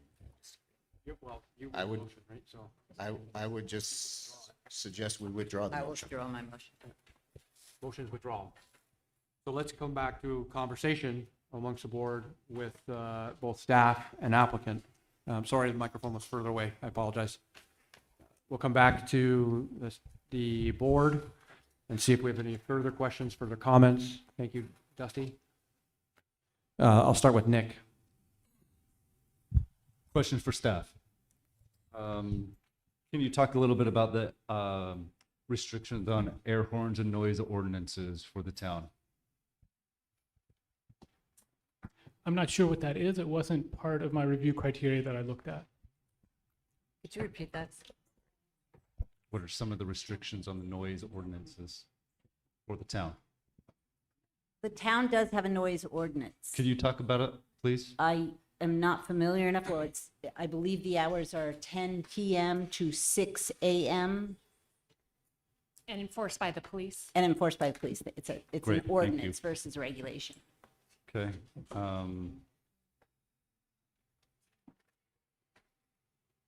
Currently, what is the alternative for Sand Hill Road if this development is approved and construction is built and the road is inaccessible due to some kind of emergency, some kind of economic hazard? For me? To staff. Staff. Are you asking about Sand Hill Road? Yes. What would be the impact to Sand Hill Road if this? No, I'm sorry, the applicant street. The chemo? Yes, Chemo Chemo Drive. Street, I'm sorry. I mean, it would be a similar situation to any other dead-end street. If something happens and it blocks the street, then it would be blocked in a similar way that it would be for other locations. I mean, for this particular location, my understanding is it's temporarily a dead-end road with the intention of connecting it. It's just not connected yet. Point clarification on that. Isn't there, the overall landowner is maintaining an emergency access road from Thompson Drive through? I'm sorry, yes, that's correct, that for emergency access only, there'll be the secondary connection point that'll be a gravel road that was approved as part of the subdivision application that was before you previously. Correct. Will be constructed? Exists. Exists. Yeah, Okay. it's already in It existence. currently exists, Yes. but it's going to be, it's going to have some further improvements under it, but it will continue to exist for you. emergency access. To the applicants, will there be any hazardous material at this location?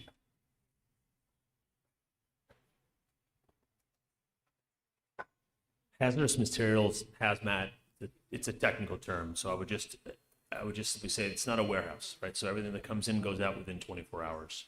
I can just simply commit that we will adhere to all local and state rules and regulations regarding whatever kind of materials can be in the building. I can't speak to the specific of that at the moment. Okay. Not trying to evade your question. I just want to be, again, hazardous is a pretty big bucket, right? Hazardous material. That can be aerosol sprays. It and is, it can right. be a number of other things that are much more severe. Understood, thank you. Mr. Chairman, those are my questions. Thank you, Nick. QB. Yeah, this is for staff.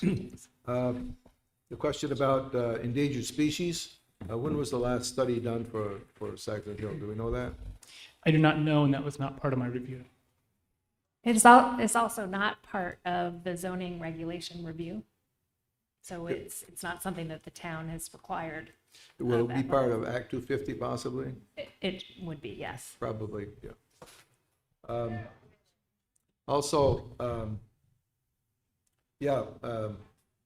Trevor brought up the question before, and I think to me that is one of the elephants in the room, is the lack of a sufficient traffic study. This is a different facility. I'd like to note that the staff has received, and we got copies of them, 45 different emails. I did a count of the 45 emails received.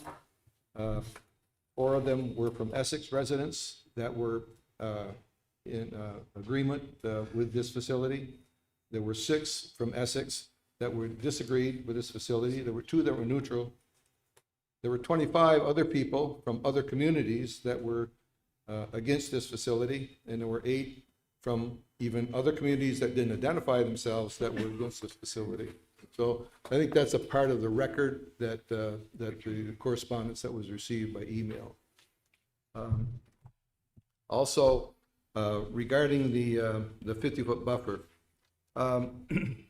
it's interesting that we seem to have different opinions about what's natural. And, like trees don't grow straight, and, bushes, and the word streetscape, that's a strange, I don't know where that came from. Don't see it in the regulation anywhere. We don't want to make things this is supposed to be reflect a natural area. That's a part of the idea of the buffer. So my inclination is that that area that is the 50-foot buffer, that during construction that area could be cordoned off with flagging and so on, so that not be disturbed, and that once the area is determined, the 50-foot buffer, the other construction could continue, and at some point there could be an assessment made of that 50-foot buffer, the trees that are there, and whether they would be viable to sustain a screen as is required. If not, there is a landscape plan, and that could be integrated. Already the words have been expressed that the tree warden is going to work with the applicant, trying to find species that would be appropriate.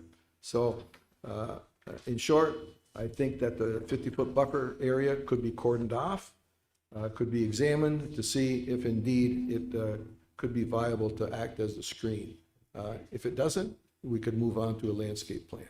But at least we got to give it a try. Good? Hubie? Dusty? So, short version is the use as requested is no different than the uses that were requested on the application right across the street. What's different is the potential business going in there. So I don't have a concern with the application from a warehouse facility or a distribution facility, the building and the property. The one concern I do have, let me digress for a moment. I heard a lot tonight, people telling us that we as the Development Review Board had to basically serve the town plan, enforce the town plan, and so forth. But my understanding is that DRB enforces the regulations. Town plan is a vision for the community, and the Planning Commission develops the regulations that support that vision. We have existing regulations. The Planning Commission has not handed down any changes. The Planning Commission has not handed down any changes to any of the regulations yet. Nothing's come through. So we have regulations in place, and that's what we're looking at this application with. And I think the staff has done a good job as far as going through and presenting those to us. The one thing that I will call out, and this goes back to previous applications, is the continuance of the road and continuance of Thompson Drive. I don't feel that the traffic that this will be generated can be accommodated without the completion of Thompson Drive connection.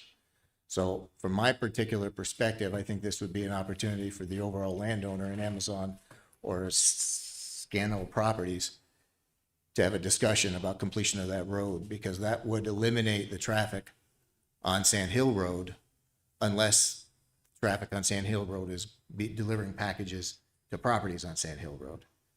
I think the through traffic on Sand Hill Road for this facility should be a non-issue.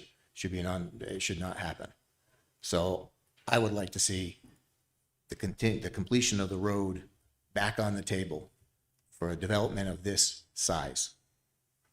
That's it. Good. Thank you. Sharon? Okay.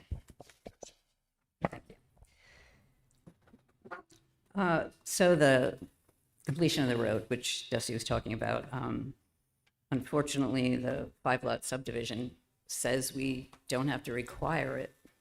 But if we can't require the connection through Thompson Road, we shouldn't be putting in a business that is this huge with this much traffic and this much liability. So I agree in a way that this project shouldn't be approved without a connection to Thompson Drive. And in regard to us enforcing the town plan, we can't really enforce it, but I think our regulations say that we're supposed to consider it, especially when we're giving a waiver. And in regard to the waiver, I think we're supposed to apply what's called the minimum necessary principle. We're supposed to interfere with the buffers minimally. And I think with all the assets that this application has for engineering, there could have been a more thoughtful, creative plan to not put stormwater infrastructure in the buffer. And there could have been a better way to do it. And let's see what else. Traffic study. I think the study that has been provided doesn't consider that there's going to be trailer trucks moving from 6 p.m. to 6 p.m. at night along 117 and up Chemo Drive. And vans are going to be running 24/7, including weekends. So I don't think the traffic study is adequate for this project, and I think a new one needs to be done. Oh, one more. Stormwater runoff. Chemo Drive is going to be a steep road. The stormwater plan says that this area is flat and not in a flood zone, but it's uphill from a flood zone. And even the stormwater analysis by the applicant said that if there's a big storm event, the runoff would flow down towards the Winooski, into the Winooski. So that's all I have for now. Good, thank you. Stephanie?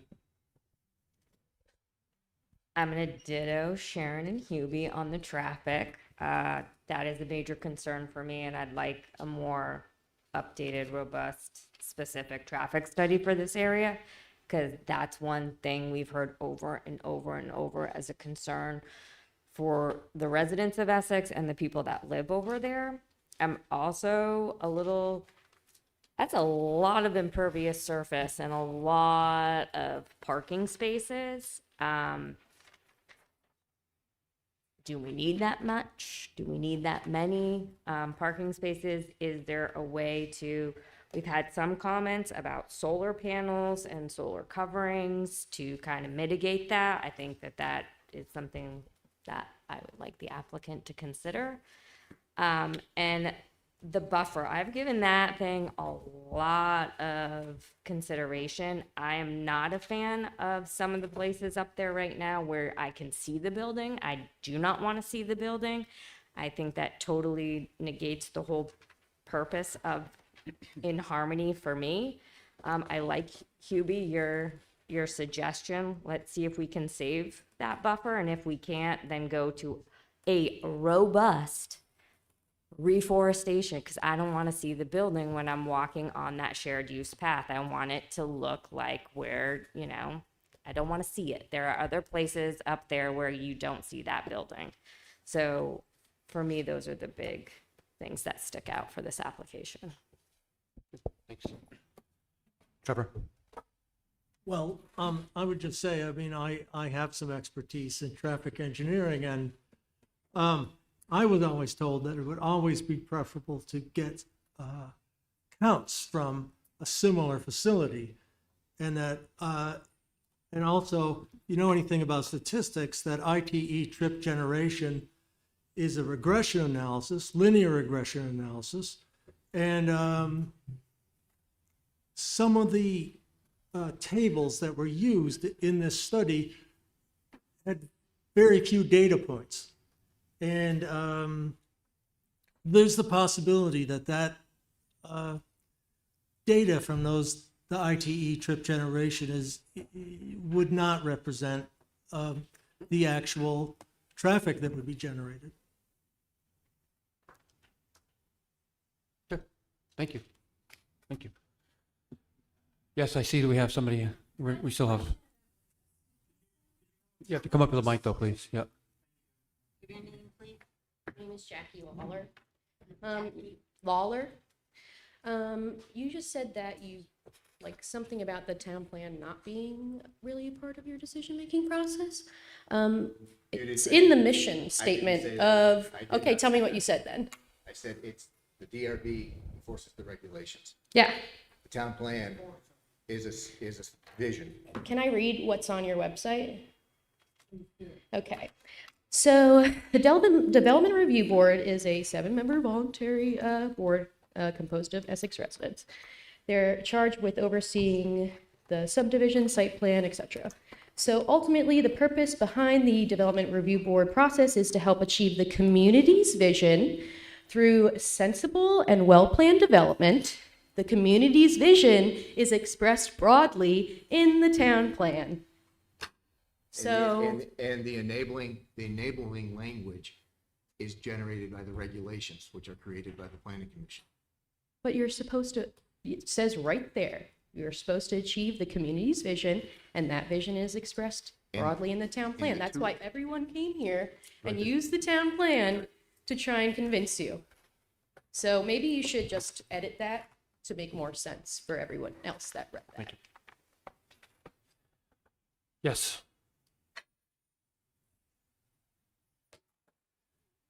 Obviously, we haven't been following the rules for a long time about waivers, have we, Mr. Brusso? I would ask you It to is address the about entire time. board, please. Well, I'm sorry, I shouldn't have mentioned his name. But obviously, I think it's obvious to everyone here who has been watching for any amount of time, and I've been watching for 3 or 4 years. A lot of people here have been watching a lot longer.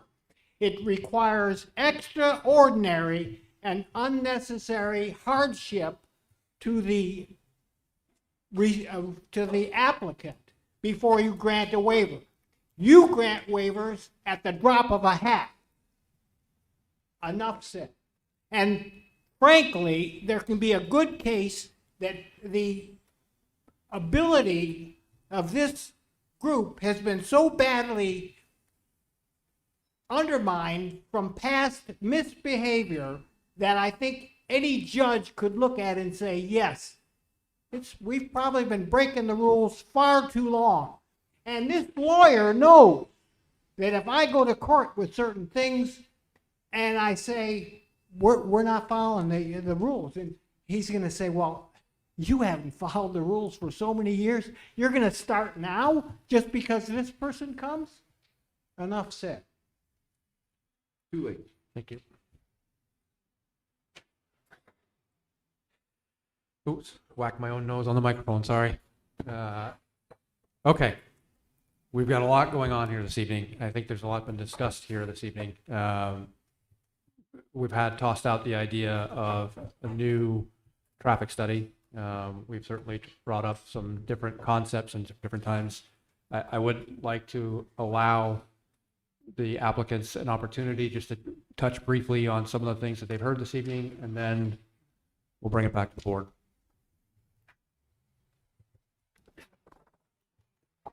Yeah, I guess I'll just start by saying, we understand the concerns by the public as well as the board. I think I just want to reiterate that outside of requesting the waiver, everything within our plan set is within the zoning regulations. So the impervious coverage, I hear the concern, we meet those zoning requirements, and I think that we've done everything within the town's regulations, what's set forth for a site plan review. And the traffic piece of it, our project is a part of the larger subdivision, the larger traffic study, which is being reviewed at the state level by VTrans, with that permit being issued. So, I think that addresses the traffic concerns, and we are a part of that larger traffic study. Thanks. Yeah, and maybe I could just speak to stormwater a little bit and flooding. I heard a number of concerns about flooding and our impact to the Winooski. And I will point out that we analyzed up to the 100-year storm, and we have zero runoff from the site. So the reason why we have so many stormwater ponds, and they are dry ponds, by the way, so they're not going to be harboring mosquitoes or any kind of dangerous species like that. It will dry out within 48 hours. We have 4 different surface ponds and 2 subsurface ponds, and that's to handle a lot of water. So we have 0 runoff up to the 100-year storm. We will have no impact on the Winooski, no runoff. They are sandy soils on site, so we're utilizing those sandy soils to infiltrate that 100-year storm. So we did look at, our impacts from runoff, and every storm that we analyze, we are reducing flows. So we will be improving any kind of flooding condition. And I think there was one comment about, if runoff it will head downhill, and that's if there's an emergency and the overflows are engaged, it does have an outlet which will head eventually downhill. So, Thank you. Sorry, Okay. just Go ahead. Sorry, one more thing to add. Also heard comments about wetlands, endangered species. Just to reiterate, as part of the Act 250 process, the entire subdivision is also being reviewed for those different criteria as well. So there have been studies done, and we've been working, and the Allenbrook development has been working with the different state agencies on those state approvals for archaeological wetlands, endangered species, primate soils. So those are all being reviewed outside of this purview as well. Yeah, and just kind of as an example of that, just like looking at stormwater, for example, this type of project requires 2 different stormwater permits from the state. It's a stormwater permit that's going to be produced by a stormwater professional, reviewed by a stormwater professional at the Vermont Department of Conservation. And then upon the issuance of both of those permits, those permits will again be reviewed at the Act 250 level under 2 different criteria. Criteria 1B, water pollution, and then criteria 4, erosion. So that's kind of an example of the robust review that this will see, not only with stormwater, but as Leo noted, with prime ag and criterion 8A, wildlife habitat, among other types of criteria. And so that, that type of review will be undertaken by the district commission at the Act 250 board. And I just would like to reiterate that, the site plan review process really is kind of, I think as Kent called it before, a very technical process where you look at a lot of things like dimensional requirements. And as we've noted throughout, we comply with all of these dimensional requirements and all the other requirements set forth in the zoning regulation. Thank you. Okay, board members. Yes. I do think our zoning regulations allow us to ask for another traffic study, especially if it doesn't really apply to the specific type of business. And I don't think it does. You think, I'm sorry, that you don't think that the traffic applicant, study, okay. I think, yeah. You threw me off there for a Yeah. second. Now I understand. My terrible way of It's in it's within our purview to require. It's within our purview to require more information, and I don't think this traffic study gives the information for this particular business. Right, thanks. Thanks. Nick? In addition to that, there's been a suggestion to utilize the existing facilities that this applicant currently has that's in operations. That could be comparable to a Vermont facility. But I would also request one that services the number of the potential number of of customers in the radius that this facility would anticipate being servicing.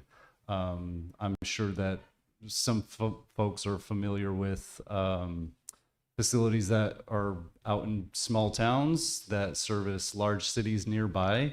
We are the second largest community in Vermont, and we would only be servicing Burlington. That's still only 50,000 people. And so I would request something of a list of facilities that are existing that you would use as comps that service the similar population and a similar radius of service. Thanks. Dusty? No? Hubie? Okay. Yes, Kent? One thing I'd like to say about the traffic studies, so there's a certain way the professional engineers would need to put together a traffic study. I don't review the traffic study as part of my review. That's done by Public Works. And I'm sure that the Public Works team that reviewed this and reviews the other traffic studies looked at it thoroughly. So I have confidence in their work. They're not here tonight to be able to speak to that, but they didn't raise any concerns that I was aware of besides just wanting to verify site distance available at the driveways. Thanks. Trevor, I have a quick question since you've got an expertise in traffic studies. When the original traffic study was done for the subdivision, would they have been perceiving the amount of traffic that would be coming to play here? Would that be a part of the accounting, or are they just doing? Is it just a amount of traffic that the roads can handle? I don't know if I can answer the first question, but I mean, I think the thing that is in question is that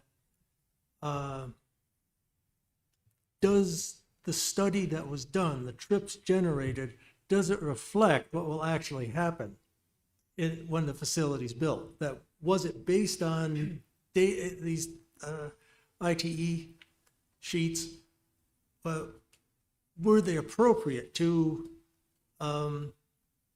what this is going to be? Right. Could Right, I think that- add one thing there? Sure.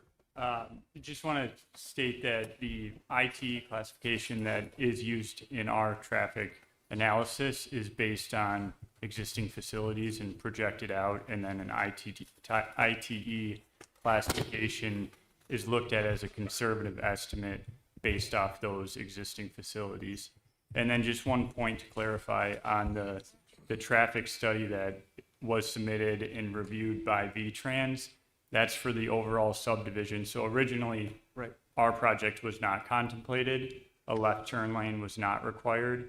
And then at 50% build out, there would need to be a left turn lane added when 50% of those projected trips were in operation. And so that's why the left turn lane was added on the front end to account for our project, specifically increasing the front end trips. So it is accounted for in the traffic study that was submitted and reviewed by VTrans. Thank you. And just one thing I would note, in our traffic analysis, we did take the ITE, which is a standard number, and we added 20% to that as a factor of safety.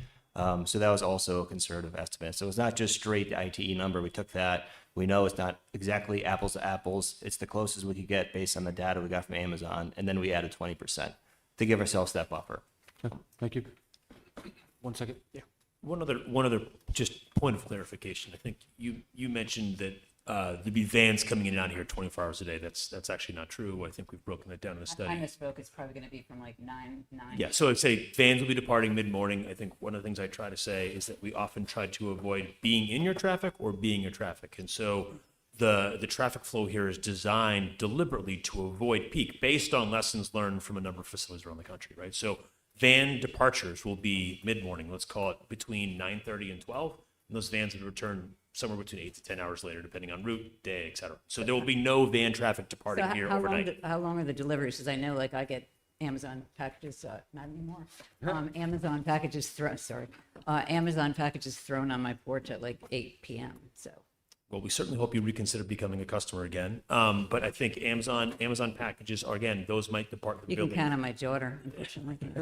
Early, there are some deliveries that will happen early in the morning as well, but there is not overnight van departures from the facility. Right. What I meant by overnight is you're going to have the vans from 9 a.m. to about 7 p.m. And then coming up Chemo Drive, 2 an hour, the trailer tractor trucks from 6 p.m. to 6 a.m. Those are going to be going down, up 117, right? 17. From the highway. So they're all residents along there. Some of them Essex, I think some of them Jericho. And then those poor people on Chemo Drive that are there, they're going to have 24 tractor trailers going by their house. So that was sort of my concern. And while I'm on that subject, the second access situation, which I was thinking about, both the fire chief and the police chief were very concerned about the fact that there is no connection, so it was going to cause more crashes, pedestrian danger. So I don't know if just having a second access is going to increase the safety. And can I ask Ken something? Yes, of course. So the second access, so the road is actually through to Thompson Drive? Because I've tried to walk that, going the other way, and it doesn't seem like.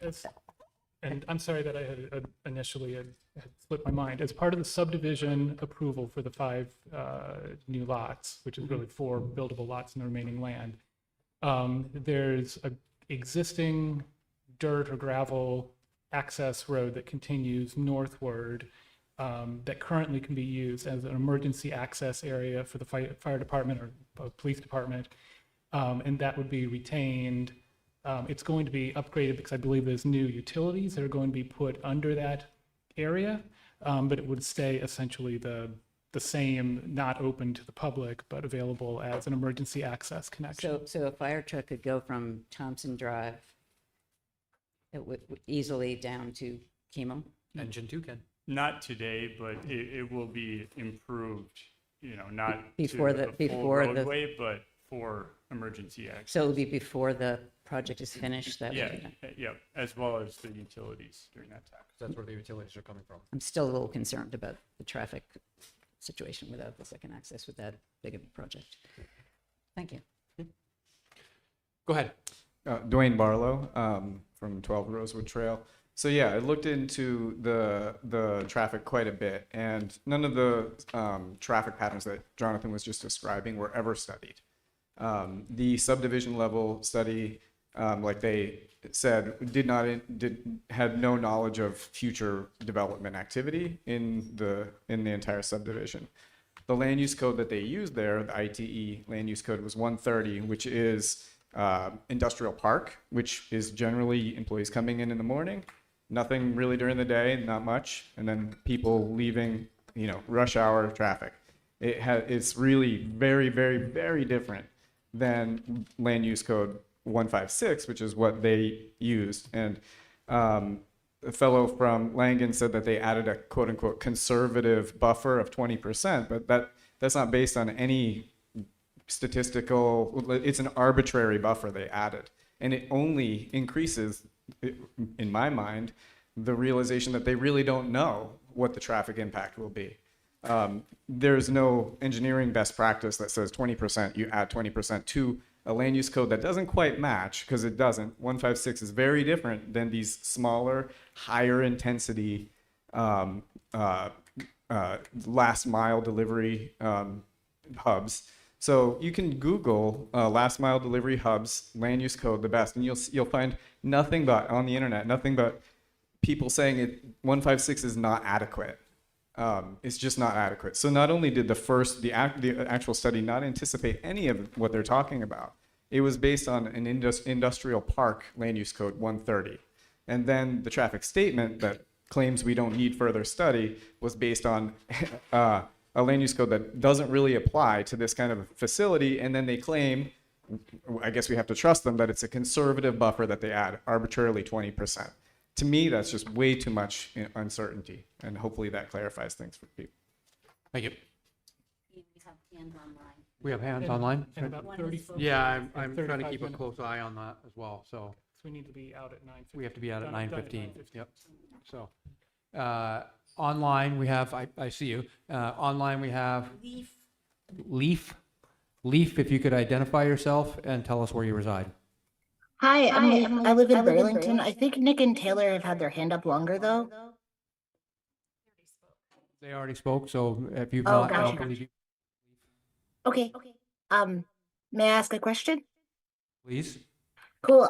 Yeah, so I do a lot of coordination of traffic safety plans for protests, and I'm wondering if you've taken into account the traffic impacts of constant protests against this facility and the impact that would have on the surrounding area, because I didn't hear anything about that in your traffic discussion, and I think that there would be pretty constant protests if this were to go through. And so how you're factoring that into how it might impact the traffic flow and the surroundings, because that can have a really huge impact on traffic flow in a town. Thank you for your question. I am certain that we had not had a traffic study done about potential protests, but thank you.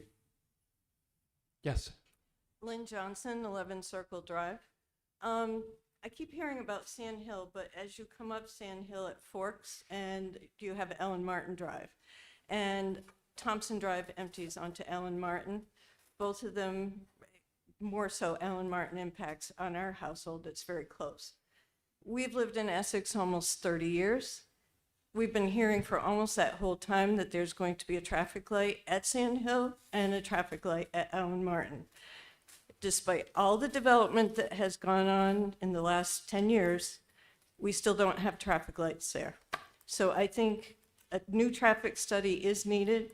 I appreciate the gentleman who spoke before me and the gentleman on the board who could explain more about the traffic studies, because trying to read them is ridiculous. But I think a very thorough traffic study needs to be done, taking into consideration what they said and the impact on Thompson and on Ellen Martin. Thank you. Thank you. Did we have anybody else online while we're checking? Nick and Taylor Wagner spoke once. I'm not sure if it's Jeff. Nope, I don't think he has, so I go ahead. haven't spoke, but Nope. they can go first. You have not spoken yet. All right, so perfect. Go ahead. My name's John Henry Trudeau. I live at 247 River Road, actually right where your access road will be going next to. I work as a mental health worker. Something I like to point out and get is clarification a lot. I've heard Can a you lot of absolutes. just speak a little closer to the microphone? Oh yeah, Sorry. no worries. I work in mental health. I like to point out absolutes. First question I have, tonight is being fully recorded and written down. Is that accurate? That is correct. Wonderful. I didn't catch your name, sir. What is your name? David Gagnon. David. So I heard you earlier say, and I quote, there will be no runoff that goes into the Winooski. Is that accurate? Yes, that's accurate. Wonderful. You, sir, Jonathan? Cool. My question to you was, you just said there is going to be no traffic that occurs outside of the hours of 8 p.m. Is that what you just said? That is not what I said. Okay, can you clarify, please? I mean, both tonight and at previous hearings, we've spent a lot of time discussing the traffic patterns of this building, and I have generally said that van traffic, offering a clarifying comment to the board member, that van traffic would not be 24 hours a day. Vans would typically be departing the facility in the mid-morning, post-AM traffic peak, and returning post-PM traffic peak. Would that then mean that the semi-trucks delivering go during peak hours? So again, it's a generalized statement, right? Because trucks arrive over a 24-hour period of time. And so they are coming from a number of different places. But broadly, I think it's more typical that the tractor trailers would arrive in the overnight hours. Wonderful. Thank you. Thank you. Did we have anybody else online? Just the same person, Nick and Taylor. Nick and Taylor. I'll make it kind of quick, but I'd like to highlight the fact that we literally just heard that the tractor trailer trucks could be coming overnight, which this is an already busy road, which I'm sure the man who was just speaking can attest to, as he lives on River Road as well. And it's, again, already busy on the peak hours. And it doesn't even matter if it's peak hours or not, to be honest with you. It's a busy road, and it's already hazardous for people that are trying to ride on bikes because there's hardly a bike lane. Then we're going to squeeze in an additional left-hand turn lane with no other signs of, traffic or anything.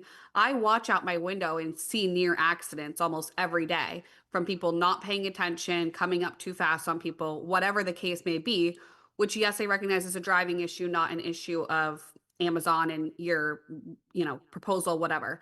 But I would just like to bring attention to the fact that we're squeezing in another lane.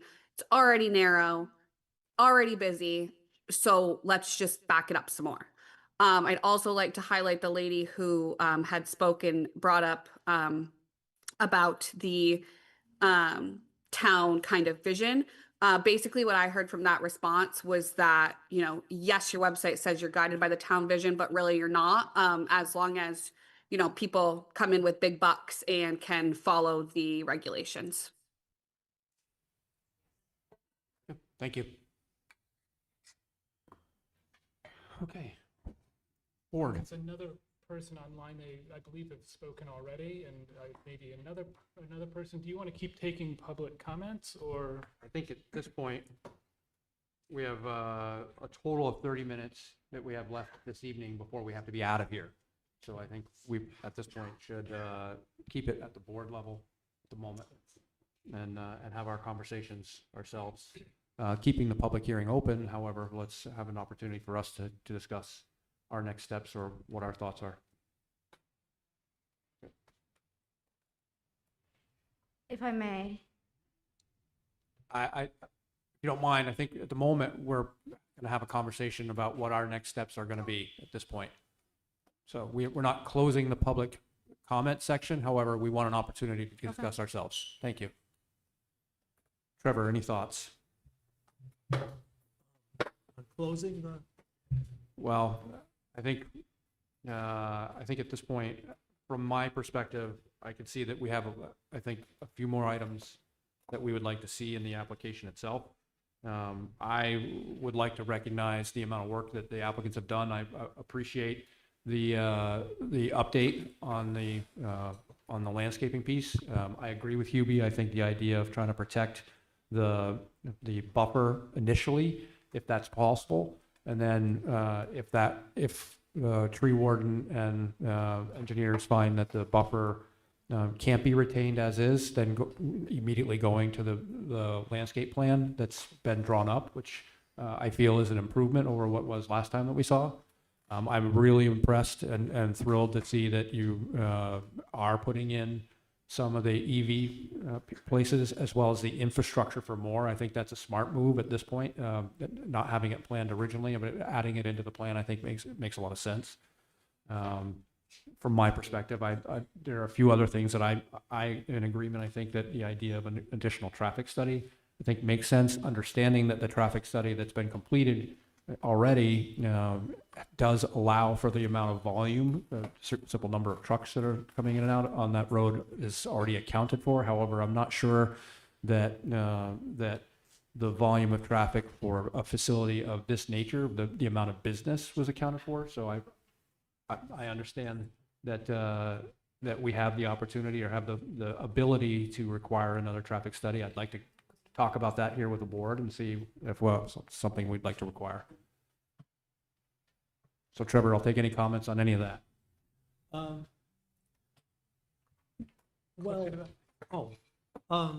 Yeah, well, I agree with what you said. You know, we've got these issues and I think there are some questions about the traffic and probably ought to be considered. I wonder if the traffic study might also come up to the point where they might require the completion of the other piece of road that Dusty, you had mentioned you wanted to make sure you saw, and I know Sharon, you're concerned about. I'm very concerned about. Yeah. So I wonder if an additional traffic study might also reflect that is necessary to get done as well, given the volume of traffic that we're talking about during the hours of business. There's another component that goes along with that. It was mentioned by Ms. Johnson about potentially requiring traffic lights, because it's both Route 117 and Route 15, the traffic lights are going to be under state purview. So Correct. A traffic study would potentially provide better clarity on whether or not the traffic will hit the level that a light is required. So I think there's value in that. Well, in addition to that, I know that the state has the North Wilson Road Route 117 section on their horizon, but a traffic study might also require them, with a volume of trucks coming through 117, might require them to maybe move that intersection up on their list a little bit as well. So, Sharon. I'm still also concerned, and I don't know if this could fit into the traffic study, about where these trucks are going to be refueling, because, you know, there's, I don't know how many gas stations there, because I don't go anywhere. Yeah. But I think there's only 3 gas stations within the area, and all of them are problematic turning in and turning out. Yeah, I'm not as concerned about like the vans that are doing the deliveries. They'll be out and about throughout all the communities, getting refueling as they need to go. The tractor trailers, as you say, I basically can see them having to end up being right at the Richmond exit. That's pretty much the first place that they can go. That's the newly developed, whatever it is, that was just rebuilt there. And I'm also concerned with something that I heard is reading the application. It's not that that's good for the poor people on the chemo, but that the tractor trailers are going to run from 6 p.m. to 6 a.m. And then I heard that's when they typically run. So that's a traffic factor too. If they're only going to typically, that means there's going to be tractor trailers during the day. We don't even know how they're going to come.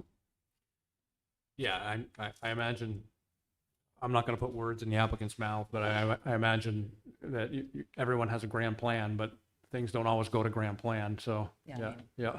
You run out of gas, your Right. tire blows. Snowstorm delays you, whatever it might be. But So, I am worried about that. Yeah. Okay. Stephanie. I ditto everything that you said, Ian. I do think the traffic study needs to be updated, for sure, because this is a high volume facility compared to what's there now and what seems to, what I have heard, been the base study. So I think we're probably all in agreement on that piece. Could I make one comment or Please, go ahead. suggestion? Yep.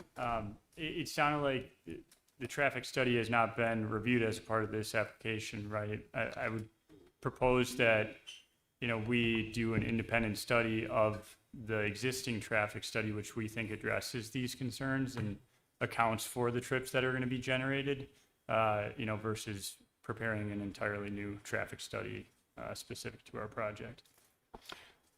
One other thing too, we've been pretty clear about the expected number of tractor trailers arriving and departing the site all along. We've said that, and we've kind of offered general parameters of timing.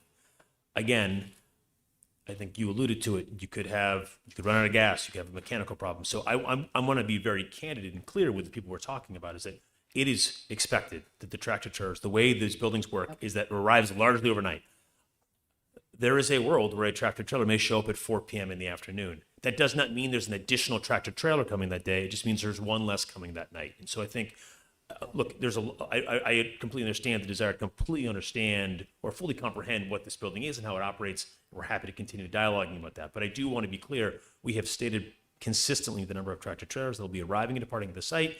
And the statement of them arriving overnight is consistent with what we've said. But again, truck gets lost, something happens further upstream, you may have something arriving at a different time. So if it arrives at 2 in the afternoon, it doesn't mean there's same number. But it's going to be around 24 a day, right? Yes, it's a 24-hour operation that operates exactly the same every single day. And so, No, but I mean 24, because I thought it was. yeah. Oh, sorry. Yes. Sorry. days. Yeah.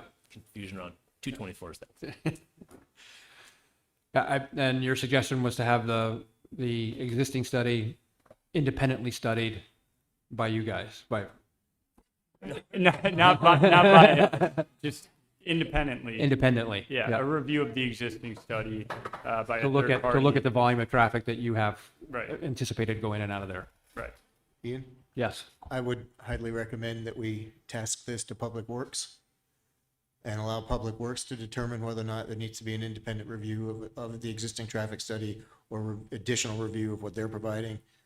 This is not, with the exception of Trevor, potentially, I don't believe any of us are traffic experts, and Public Works is our branch of staff that are the traffic experts. So I would suggest that we let Public Works know that all the concerns that everybody has mentioned and get their feedback on the direction to go.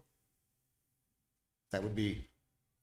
So you're stating that have Public Works comment on whether or not the applicant should have an independent study. Whether or not there even needs to be a new study. I think public. That's sort of ending us right back where we are. So we're just saying just reversed everything we just said. I don't see how. I mean, we've as a group. Because we as a group think there needs to be a new traffic study and Public Works didn't, but we do. So we're And going to my- send it back to Public Well, Works? I'm not, No, if I may interject, and I'm sorry, but to kind of wrap it up a little bit is Public Works did review the original traffic study Right. prior to being aware of the current volume that this applicant is talking about. And so therefore, Public Works could go back and take a look at the traffic study and decide whether or not the additional volume or the volume that this applicant is bringing into the site And then might need to be And then send the advice back to us, not decide. they send the advice back to us whether or not another that study before needs to be done or not. We've had that before where we let Public Works decide something that we should decide, so. No, I would be for a question for them to review, and if they feel that it's mandated that the applicant should do an independent study, then it should get done. We'll consider that. I think the simple point is that there's consistency in this group about the traffic needing to have additional review and so forth. And I just feel that Public Works should have the first swing at this and determine whether or not, with the concerns that this board has expressed. Right.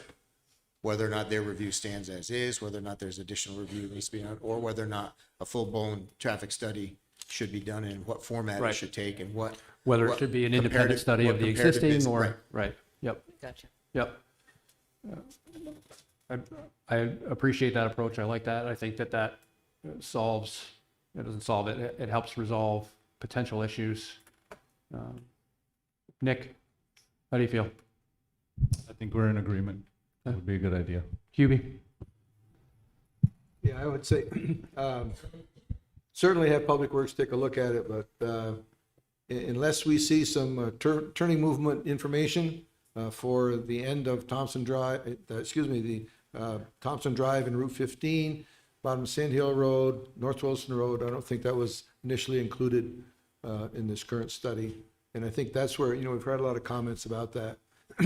So absent that change and impact on turning movements at those intersections, regardless of what the Public Works says, I'd want to see more information on those intersections.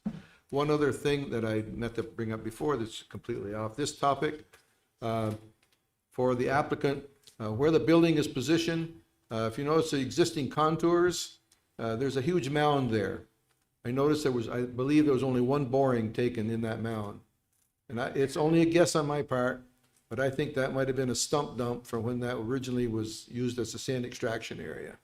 So my question is, what is your plan for any waste that might be removed from that area during construction? Because I don't know, but you have a mound there, which is, it's extraordinary from the rest of the landscape.